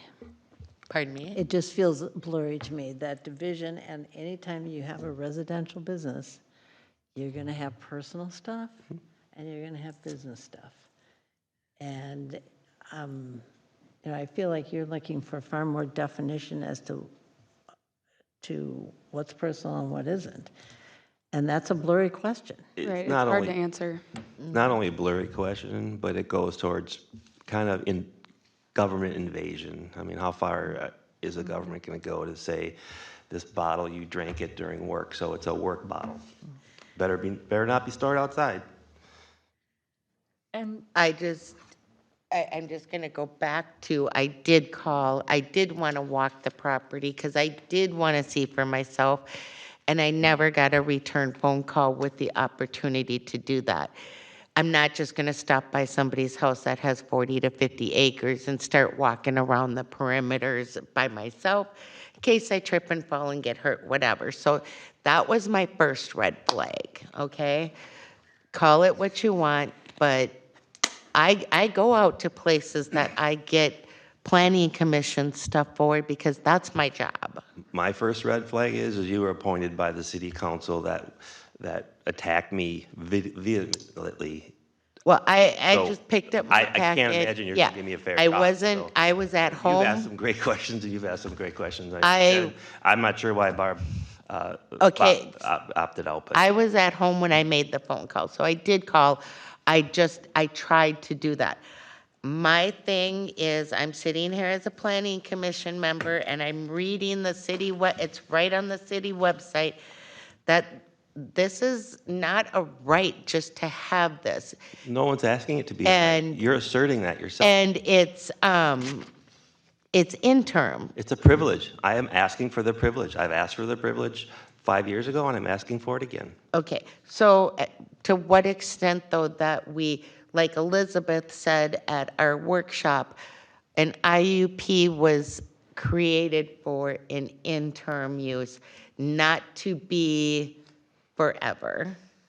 And if people just keep coming back every 5 years, and it's a privilege, and if we renew this one, we're setting precedents, so then everybody else that has an IUP that comes back is gonna want their IUP How many extended IUPs do you because have? we did it. You have 5. You have 5 to 7 IUPs in a city of 1,500 residences with about 700 businesses. So, yeah, you're going to go after the guy that went out and did the right thing and got the IUP because the current mayor doesn't have one. The previous mayor before me didn't have one.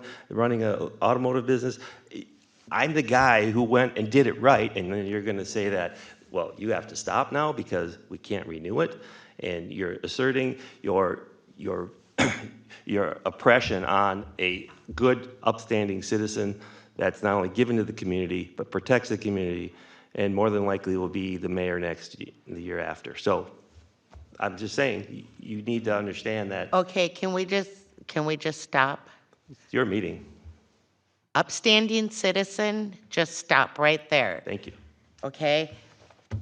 I'm going by what a planning commission member is supposed to look at and do.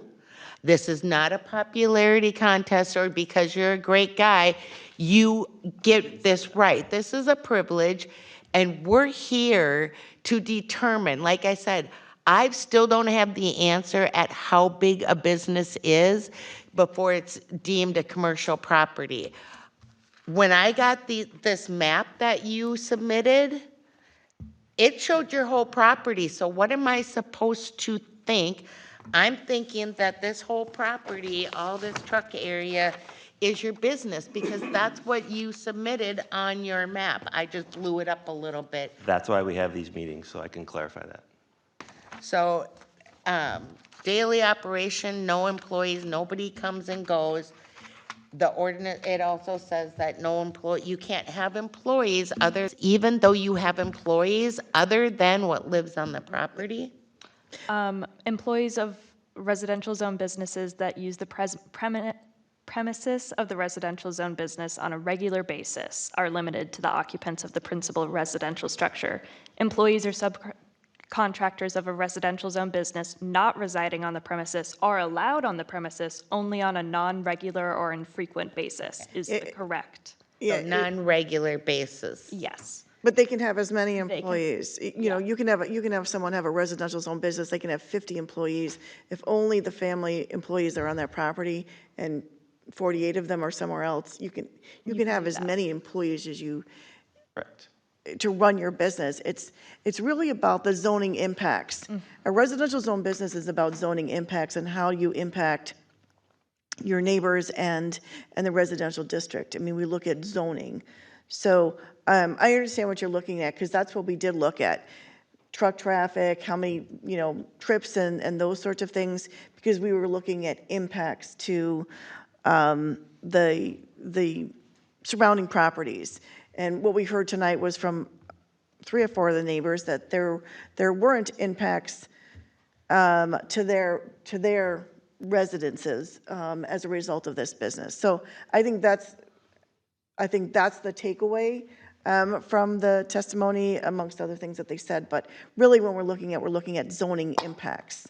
And you're right. It does say originally, as we talked about, incubator businesses. We wanted to foster people, being an entrepreneur and entrepreneurship. And there are some people that come back for their interim use permit because they never grow. You know what I mean? And so I think that concept is still there and something that we will talk about, because you will have people come back. There are some people, I know there's only 5 or 6 interim use permits. Prior to this, there were more. Eleanor can attest, she's making a big list. Some that, are tenure, you know what I mean? They got 2 of them and they were done, and others that will come back for 3 or 4. I'm going to go out on a limb and say that I think if there were these impacts, like people would be here, the city would be, people love to complain. They love to complain. So I do think that, as much as it's muddy, we may not really know exactly what's what. To me, it does seem clear that the people around him aren't bothered by it, and that is kind of the bottom line of what we've been discussing and trying to get at. So I don't really know exactly what else what other information we could gather. Like I've said at previous meetings, the only ones that get punished are the ones that pull a permit to do things because they're being honest. So if we only have so many IUPs, and there's probably a lot more out there, at some point we have to be strict about it. So I just don't want people to think that they're free and you get whatever you want just because you get what you want. Like I said, I was just disappointed I couldn't get on the property and see for myself how much of it was actually for business. It's clear your neighbors think you're great and you're a nice guy, and that's great. I'm just looking at what the website says as far as an IUP, and we need to decide,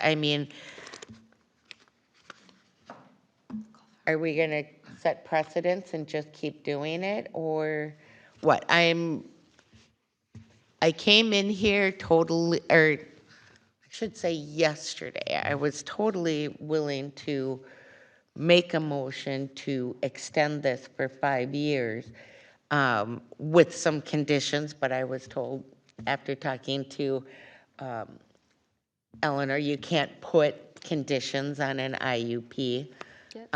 When we talked with Megan. Yes. You can add conditions. There are You currently can't, okay. conditions on So this IUP. What would you don't want to do this for the rest of your life. And so how many, in 5 years, do you see yourself coming back again? I don't know that. At this time, I could say no, but I can't predict the future. I don't know what the economy's gonna do. I don't know, I'll be 67 years old. I pretty much kind of doubt it, but I wouldn't want to exclude it. Okay. Anybody can make a motion. You don't have, it doesn't have to be you, so.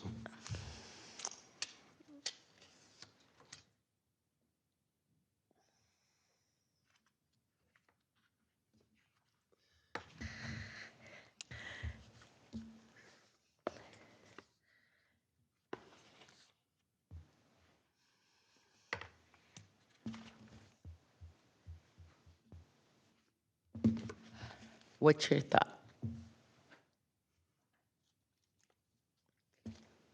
Well, I understand we can't postpone the decision. Is that correct? That we can't put it out till our next meeting? You can continue your discussion, you know what I mean? You just need to tell the applicant, if there's anything that he needs to submit to. There has to be something. You know what I mean, that you need because you can't make the decision you want, or you just want extra time to discuss. But if there is extra materials that you want, you need to tell him what you need. There's got to be a reason, okay. I feel like I've gotten hit by a fire hose. Yeah, it's a lot because you don't know the history of it all. So, this is just personal feeling. I believe some businesses that are run out of a home, they can be run out of their home for 40 years. So to say we don't want to set a precedence of renewing those, so that we make somebody move their successful business that they operate from their home with very little disruption and say, no, you have to go rent a building because we want your, if it's a tax thing, I don't know.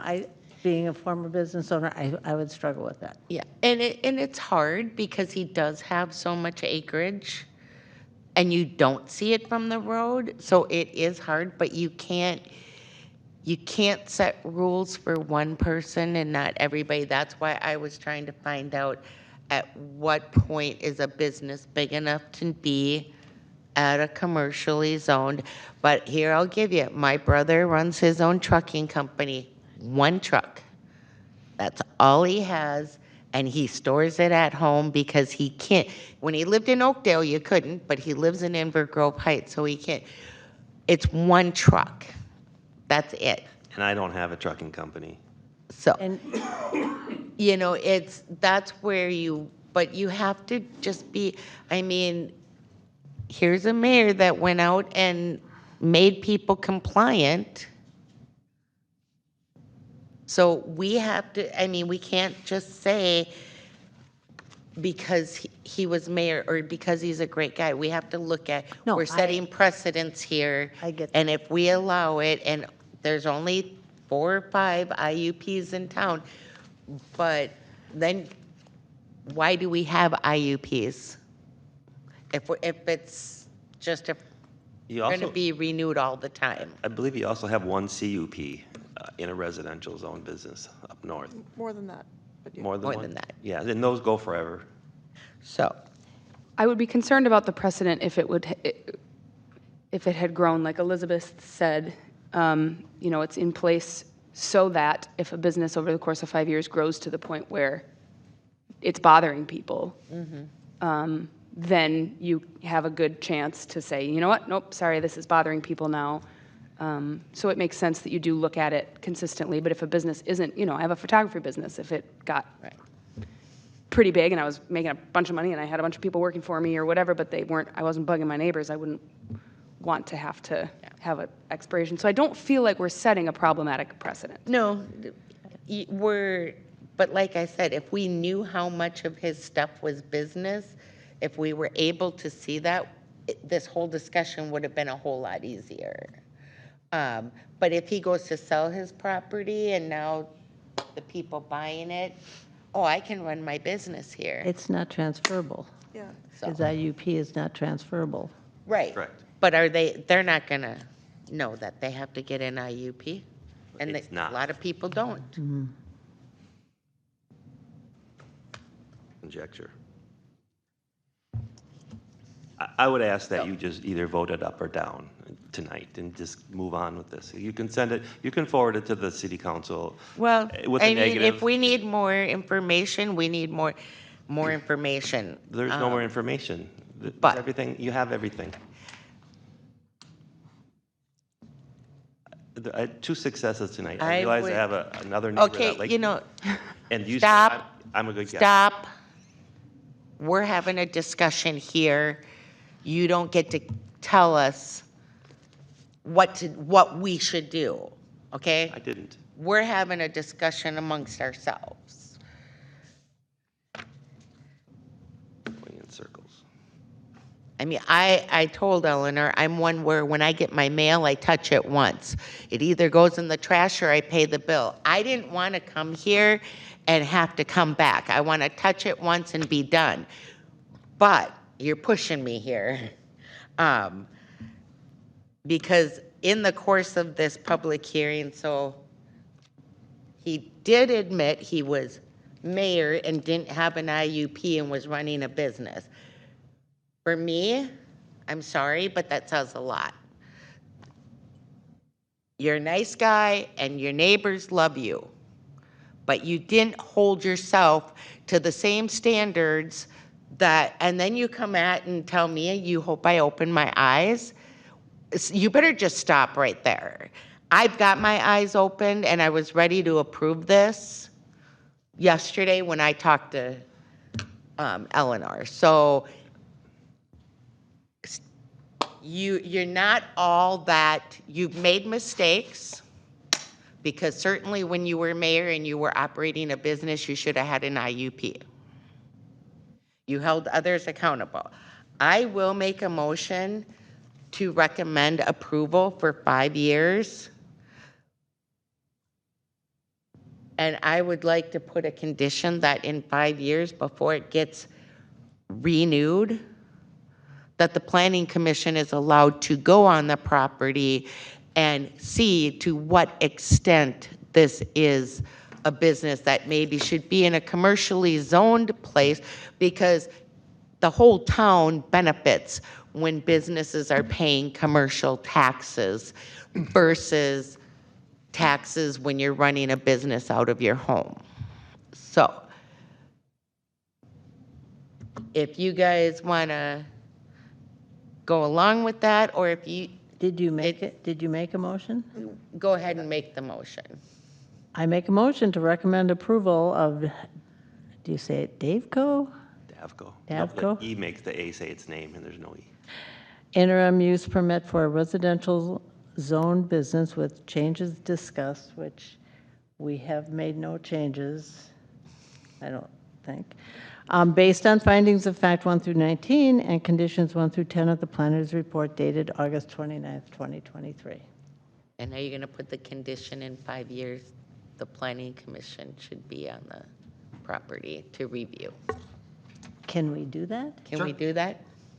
Yeah. Add that to your motion.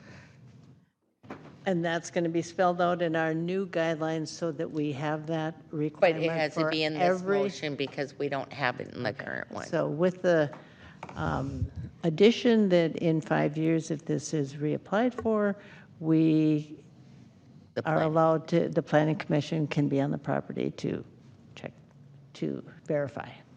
This is Bethany, I'll second. Okay, I'll call for the vote. Judy, aye. Bethany, aye. Lynn, aye. So that will be presented to the City Council next week at 6 p.m. Thank you for your service.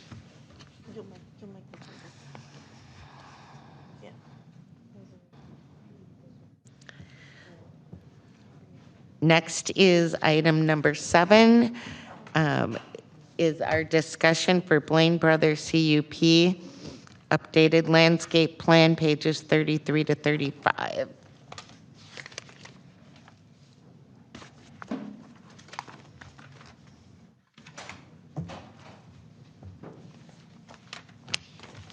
Okay. I just didn't want to go.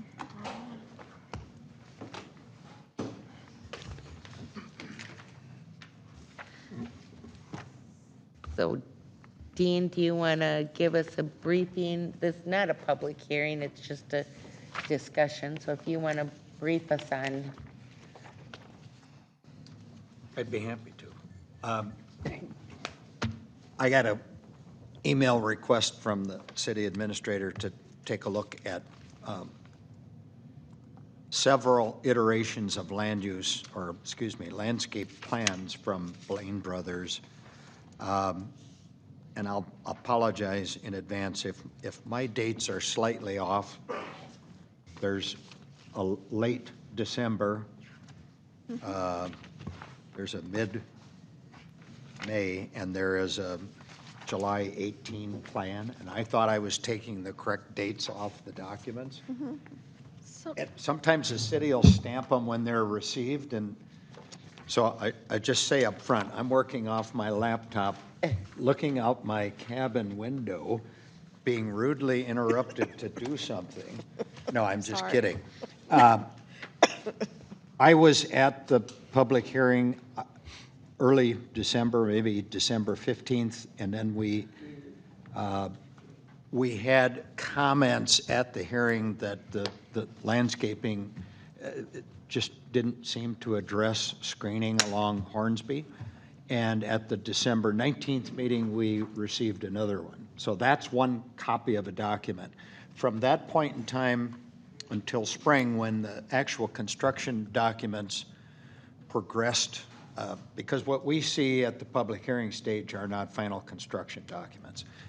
And over the next several months, the project engineer, the city engineer, the public works director all look at the documents, and somebody said, we got a fire hydrant right there. You can't have your monument, your landscape bed. We've got to change things. And I believe at that time it was said, by the way, there's a 20-feet easement. You can't put any of your trees in that 20-feet easement. And that resulted in the latter May landscape plan, which had a reduction of landscape materials, and it tended to follow everything that was in those initial discussions about construction issues. The Planning Commission, the City Council had a joint meeting, and I have it on here. I'm not finding the date, but it was early June. And I highlighted several things that came out of that meeting, and that was direction for improvements to the plan once again that were received. And basically it was that screening on Hornsby Avenue just wasn't there. You wanted the restoration of all the trees on 150th Street. The landscape plan from December 19th should be used on 150th, and then there was concern about whether or not white oak trees should be moved. So when I had all that information, looked at all the plans, I created some summaries for you, and the purpose of this is try to get it off dead center, in part for the applicant, but also some clarifications that, in fact, the city said, yes, we have a 20-feet easement. You can occupy half of that. So for major overstory trees, the pine trees or deciduous trees, they can be in that 10 feet that's furthest from the street. And we even said you can have grasses and shrubs in the front 10 feet as long as you do a 511 utility location and you don't cause problems. So I took it upon myself to make the comparisons between the December 19th plan and the July 18th plan, the most recent. And there's quite a reduction in the number of trees. And again, to advance this, I simply gave you 4 recommendations on what the landscaping should look like, and I left it that you should decide whether or not the plantings of new white oak are problematic. I won't go over any of those things in any detail until you have questions about them. I want to mention that I was on the phone for an hour or so with Dean Daly this afternoon. We've talked about all of this, and he needs to simply explain himself. I don't think he had a copy of this memo until I sent it this afternoon, so we didn't talk about it after he had a chance to look at my memo. So I'd like to let him now give his summary, and then you can begin your questions, if that's okay. Was that a good summary? Heck of a good summary. It was great. My name's Dean Daly. I did read through Dean's review. I am still asking, I guess before I even say this, did you all receive the elevation drawing showing the mature trees? Yep. The mature, so it's a picture of the trees currently. It's an actual drawing rendering. It's not on a plan like what I see you guys have right there. Yes, we didn't. From Woodsith. Excuse me, let's clarify that. You don't have the artist, you just have the landscape plan. So they weren't included in the packet? Can we get them on the screen?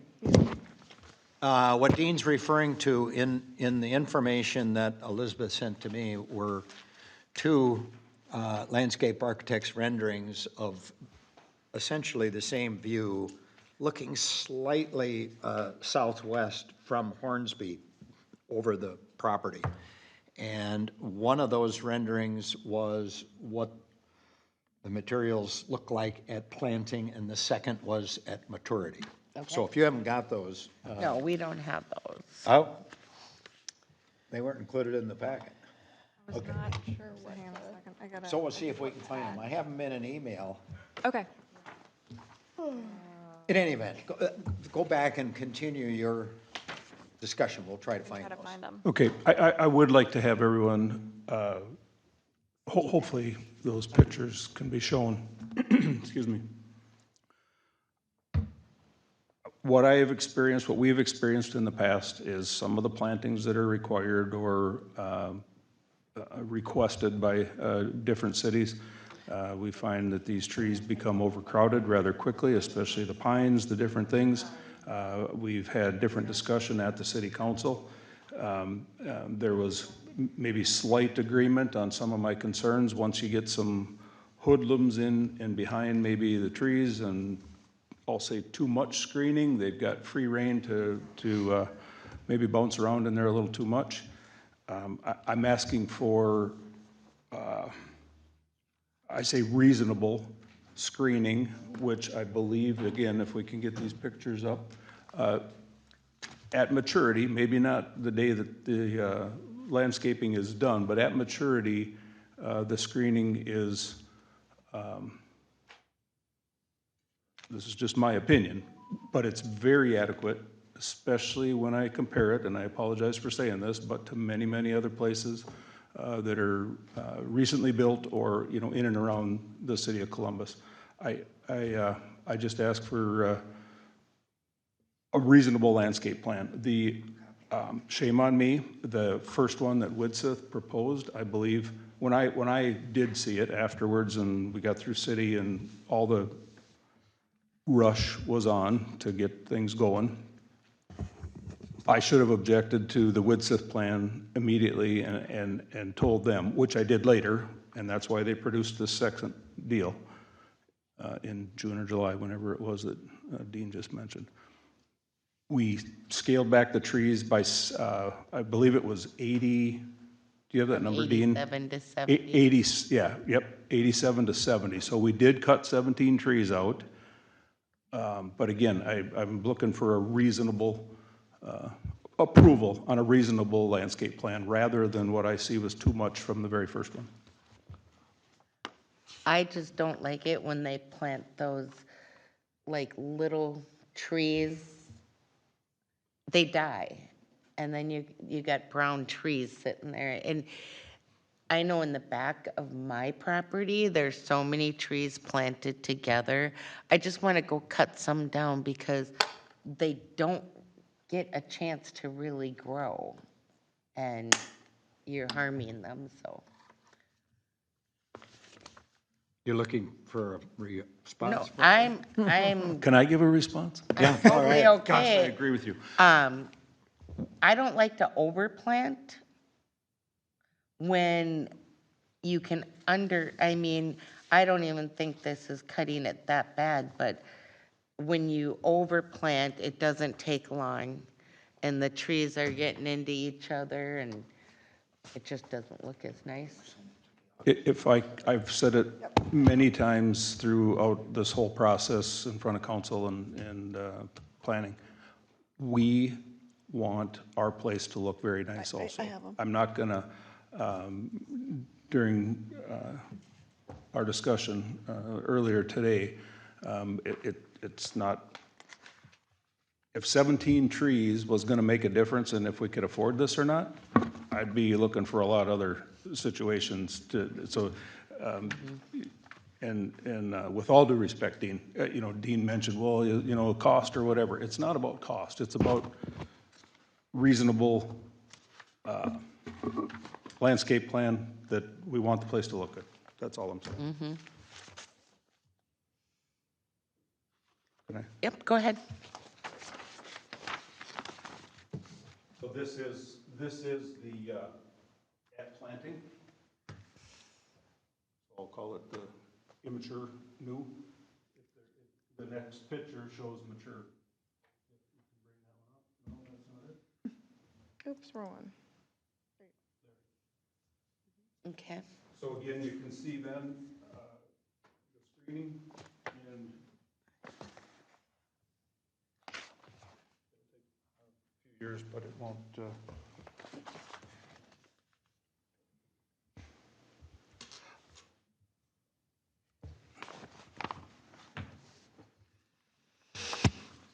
Do you want me to make a motion? Looks good to me. I'll make it this time, unless we have things we have to talk about. I think it's if great. there's no other Just discussion. Really lovely. Super lovely. Dean, do you have any last minute? Comments? Yeah. When Dean and I talked on the phone this afternoon, my comment, and I realized that timing isn't the best. It was a result of the city that we went from a December to either a May or July plan, okay?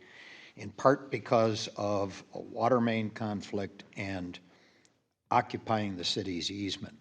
So if you can find the December drawing on your landscape plan, it had the pretty much same variety, but a larger quantity of trees that were planted staggered instead of a straight line. If you find the July drawing, you'll see it still stays out of our 10 feet easement area.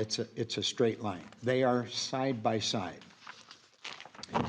And my comment to Dean this afternoon was, if you can honestly have an arborist or landscape architect come in and say, there's no way, even allowing the plantings to occupy the 10 of our 20 feet easement area, that you can plant these trees without overcrowding, then they should provide that evidence. Otherwise, I'm not taking a position any way other than you approved this whole project, the building is under construction back in December.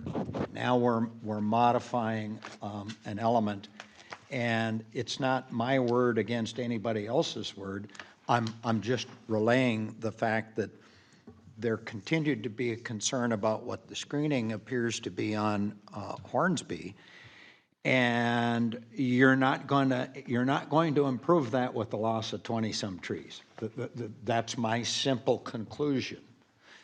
And I'm only saying to get off dead center, if we're now restoring a planting area next to their parking lot that is close to the same depth as the December plan, then let's go back to that plan. Because what happened in the May and the June or July drawings was they took a 20-some foot planting bed and tried to put it in 10 feet. You can't stagger trees in that.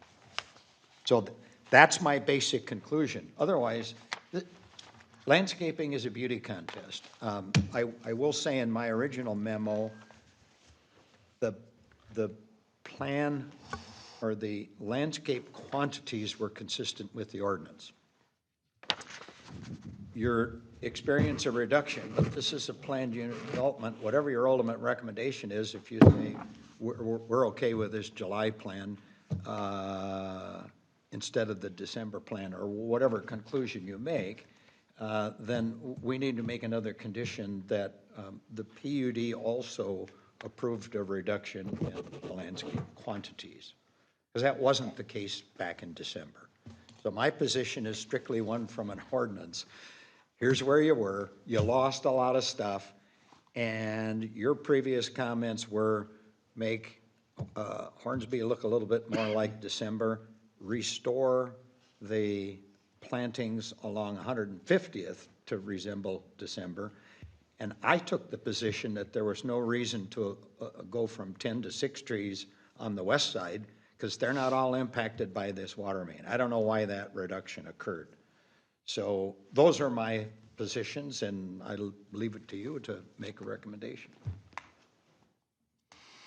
Well, this is Barb. I recall that I wanted to keep the number of trees the same that it was, because I think it's important to screen Hornsby. You know, and as far as your concerns about people lurking and stuff, I thought you were going to have a fence entirely around your property. Isn't that the case? No, that's never been discussed, never planned. Okay, then I must have been confusing that. And also, if you happen to look at one of the properties right up on the corner, they planted a lot of trees and those trees all died. So that's my concern. How are you going to make sure these trees are going to survive? That's a $24 million question. Well, really, I mean, you've got, if you're not going to go out there and water them, I'm sorry, little trees need to be watered regularly. If you're not going to put an irrigation system in there, go up to the corner there and look at how many trees they have lost in just a year and a half. And the purpose of the trees is to screen. That's the whole purpose. It's not to make it pretty. It's to, you know, serve an objective. So I guess I don't want to reduce it. That's just my attitude. Could I just respond quickly to that? Yeah. We have as routine conditions that parents of the buildings have to be kept in good maintenance, and we always add the landscaping. So it's a constant replacement for the life of the permit. Mm-hmm. And so that is a compliance issue. When you note those things, you got to bug the staff and say, they got a lot of trees to replace. I did that, and we didn't get them replaced. They're dead. You know? Some are, in the first 2 years, are always under warranty, under most circumstances. Yep. We don't care about just the warranty. We want this to fulfill what you just said. If you're using a fence for screening, you got to keep the fence in good repair. If you're using landscaping, you got to do the same thing. That is a condition of the permit. It's on us to come and demand, you know, I mean, it shouldn't be, we've done cease and desist orders because of landscaping, but we have the authority to do that. Yeah. I understand that, but it shouldn't be. I don't understand this where you have to go after people to get them to do the right thing. I'm embarrassed to say my yard right now is one of the ugliest in my neighborhood, and I don't have sprinkling, and I am up in Ely all summer. Things happen, but it's still my responsibility. Not the cities. No. It's the businesses. And that's a condition of the permit. Right. Yep. And there's a purpose for it. It's not just to look pretty, you know? It's a purpose. Barb, we do have irrigation. Do you? All the rest is going to be in there. if the trees die, we've had trees die at our other locations, and they're replaced. They, as Dean just mentioned, they have warranty on them. And Well, good for you, really, because we are having problems with some other people Well, as far as. again, That's my point. I didn't count them all because I did drive around after Dean and I talked today. I have counts of some locations if you want me to talk about them, but I don't want to go there. I want to try and resolve what we have going on, not others, but. Exactly. And that was my point. I want you to understand that's the reason. And I was in grounds maintenance for 35 years. I know what it is to do it personally, what you have, the work involved. And you have to be conscious of it. It's your responsibility. Lecture over. I agree. Again,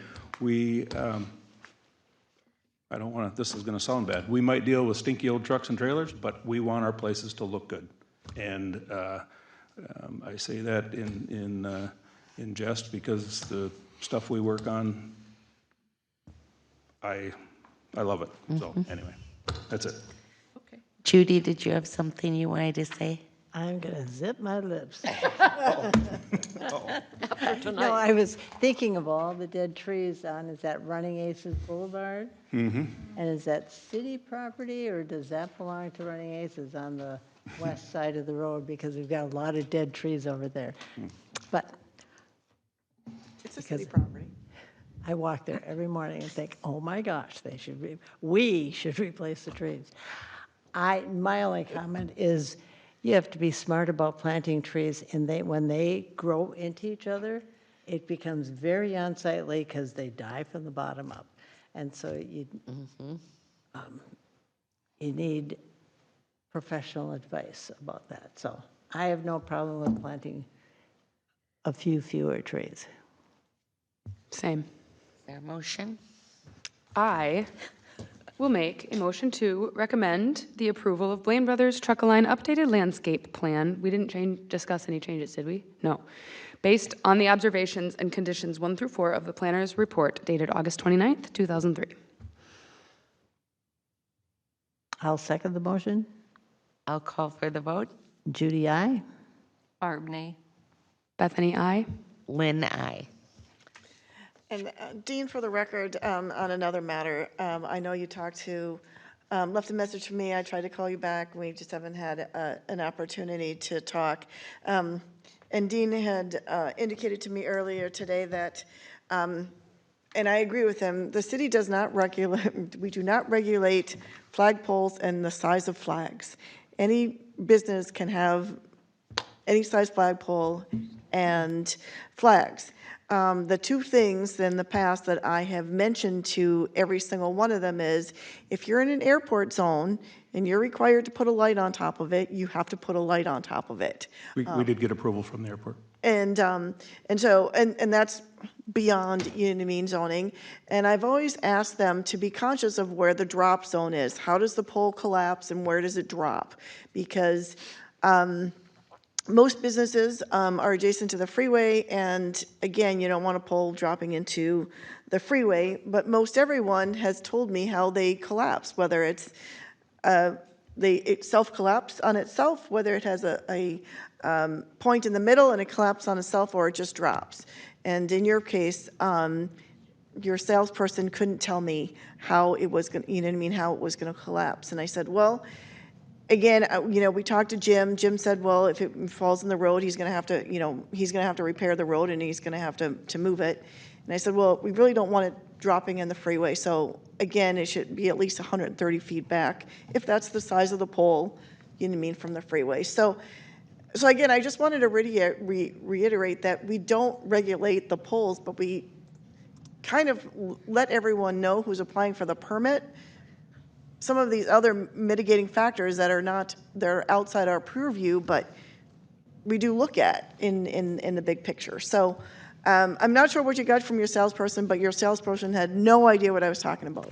I said, well, I don't know how many flagpoles you've sold, but everyone I've talked to up and down the freeway has all been able to tell me how it drops, and then they've moved it appropriately because they don't want it falling on their building. They don't want it fall, you know, in such. So that was my only question when Eleanor said to me, they want to put up a flagpole, and I said, well, as long as they have a building permit and a footings foundation permit, because they have to do that. And I did talk to your salesperson, and he didn't know. It is funny because Jason, who you spoke with, owns Twin City Flag Source, and he's done all of them. He's done the old Gander Mountain, the Camping World. He does all the car dealers. Whoops, sorry. Oh, you mean? I'm sorry, I can't explain it.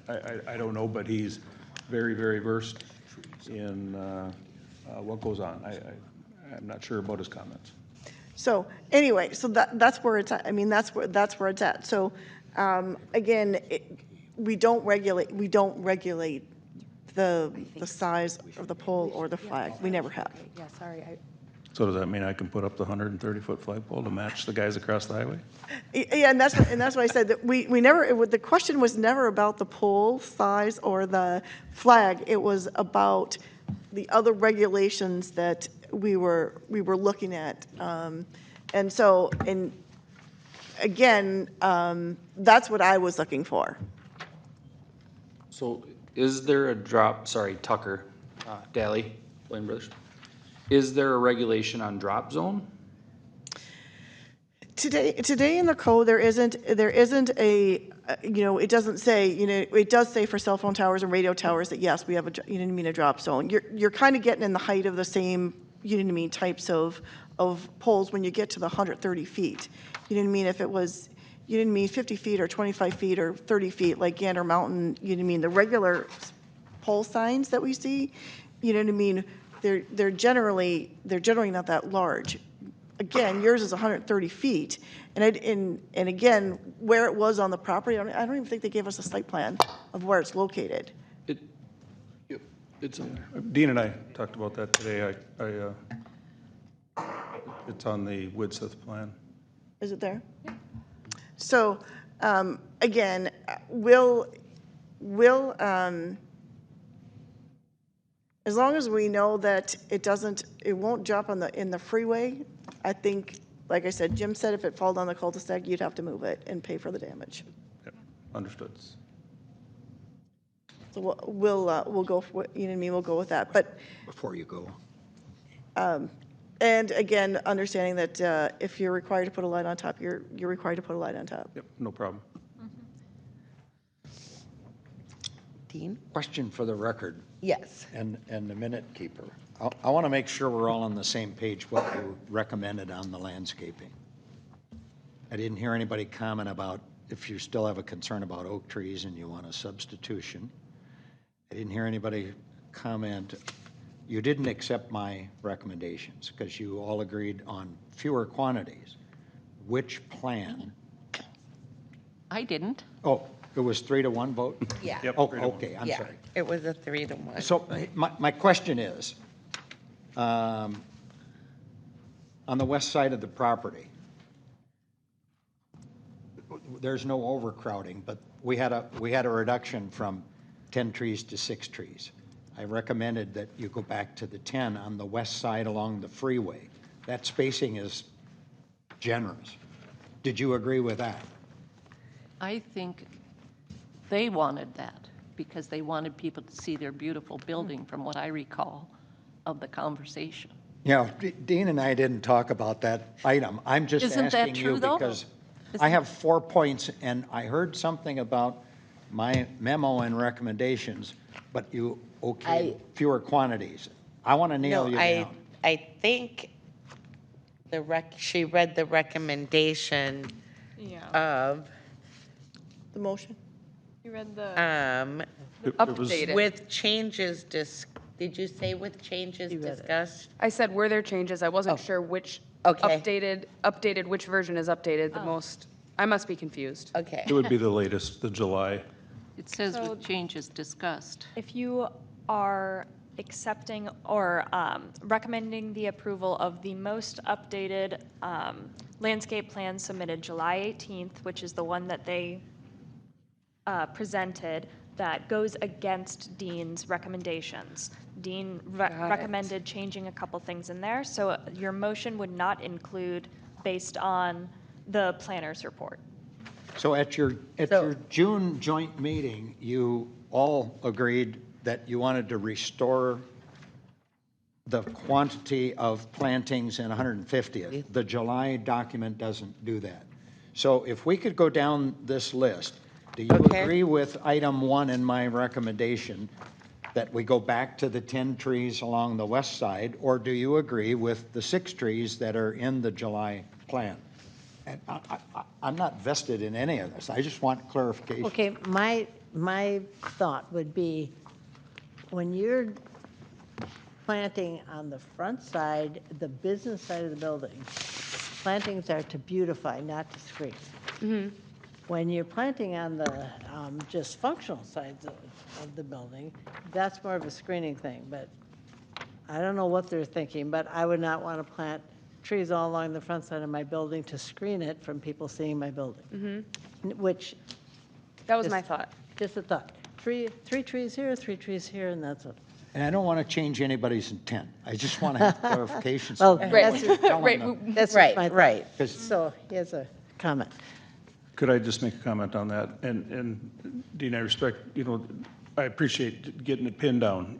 But just to, I guess, remind from the front elevation, there are, and it was fairly costly, but there are screening walls that go off of either end of the building to, I'll say hide, but just so that there's not clear view into behind our building where the equipment is stored waiting to come in and through our shop.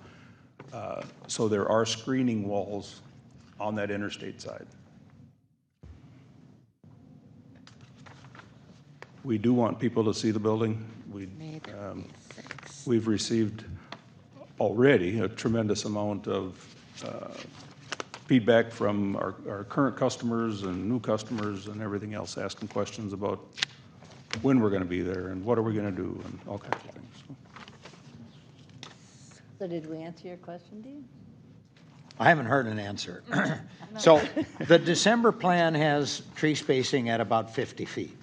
The July plan, if you like the July plan, it's spacing more like 70 feet. It went from 10 trees to 6, and I don't know why. The July drawing has 3 trees on either side of the entrance to the site. The December plan had 5 trees. At your June meeting, you said you wanted to go back to that 5 trees.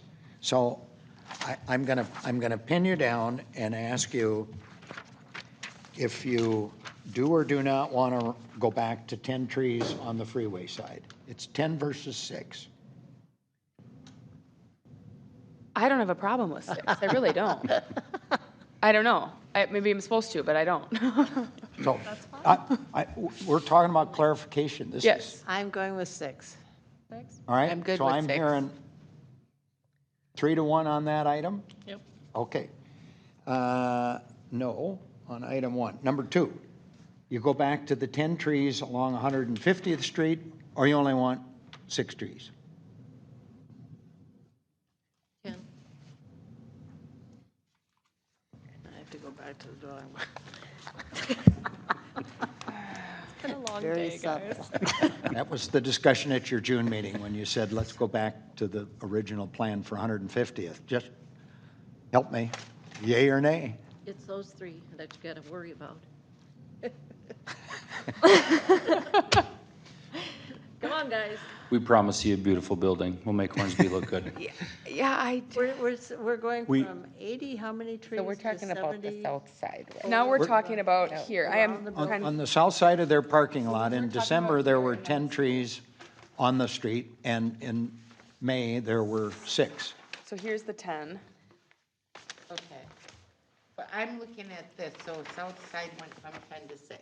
Yes. Right, and I'm saying at your June joint meeting, you all said, let's go back to the 10. I think I was. So do you want 10 or do you want 6? Well, I think, you know what, we've all driven around the I really city don't- I enough don't- to, I'm gonna say 6. I think it's yeah. It's, yeah. I don't remember, I don't remember okay. specifically my thoughts and feelings in June. No on that one, and no on number 3. So the recommendation will be the July plan on all 3 of those issues, which is what Dean would like. And then the last question you didn't comment on, do you want to force them to change the white oak to some other type of hardwood or not? Well, I think that the maples would look nicer if that's what you're concerned about. I was concerned about disease. I know, and I'm not an expert. I don't think. I'm not either. I don't think single plantings create a problem, and typically we don't get into telling them which type. But if they get diseased throughout the life of their permit, they're going to have to replace it. Right. So I'm going to put no on number 4. Okay. So in essence, the motion was disregard the planner's memo. Disregarded. And that's okay. That's why he hammered me on the phone all afternoon. No, that's fine. If I got the sense that they were trying to like Understands. scamp or it was causing a problem, I'm like 10 trees, 6 trees, it's a pretty building. Well, Yeah. And we did Fine with move, we did move some of those trees to the south side, just that boulevard, I'll call it 150th. We did move a couple around. Perfect. Thank you. Okay. Make sure the council understands what you did. Believe me, Janet will. They're right there. So public open forum. Okay. Nobody. I'm sorry. Yes? Just one quick second, I'm sorry. Elizabeth, just so that I'm real sure here, where that flagpole is shown on that, we can have it out there at the cul-de-sac. If we are, from what I understand of what you were talking about was to try to ensure that it would not fall on the freeway. It is, even if it fell completely flat, it would not hit the freeway. Right. It is far enough away. And I don't know that because I didn't see the site plan. Yes, so from my perspective, yes, you're good. I will be in contact with you about that permit. We just need to check out the footings with Min's. Yeah, and all that is. You've been talking to back. Carissa about that. You're okay. Thank you all very much. Okay, you're welcome. We will follow up in council, obviously, also, but when we do open, it'll be December or January, but when we do have our grand opening in the spring, we would certainly love to have all of you out there, go through the place, look around, make sure we did it the way you were hoping for and expecting. So anyway, we'll follow up that later, but thank you very much. Perfect. Thank you. Thank you. Thank you. Thank you, ladies. Okay, no other public open forum. Planning Commissioners report. I just want to remind everybody that the Columbus Fall Fest is coming up. Should be a good time. Friday night at the races, Saturday at the park, and Sunday the pancake breakfast. So please show up and have a lot of fun because it will be a lot of fun. City Administrators report, Planning and Zoning report. At your next meeting, it will be a joint meeting. Megan will come back and do an update or a further presentation on your residential zone business. I'm not exactly sure where we left off, but I know she does remember where we left off, and so we'll have a continued discussion. It will be, I believe it will be a joint meeting, I think, because I think we concluded we didn't have any applications. If everything goes well at the city council meeting next week, yes, I don't think, no, we don't have any. And that's the 20th? And that would be the 20th. So we will have a meeting. Right now, it's planned for a joint meeting, and one of the topics on there is the residential zone business. Okay, perfect. I'll look for a motion to adjourn the meeting. Did you have open forum? This is Bethany. I'll make a motion to adjourn the meeting. I'll second it. Barb? Call for the vote. Judy, aye. Barb, aye. Bethany, aye. Lynn, I meeting adjourned at 8:39.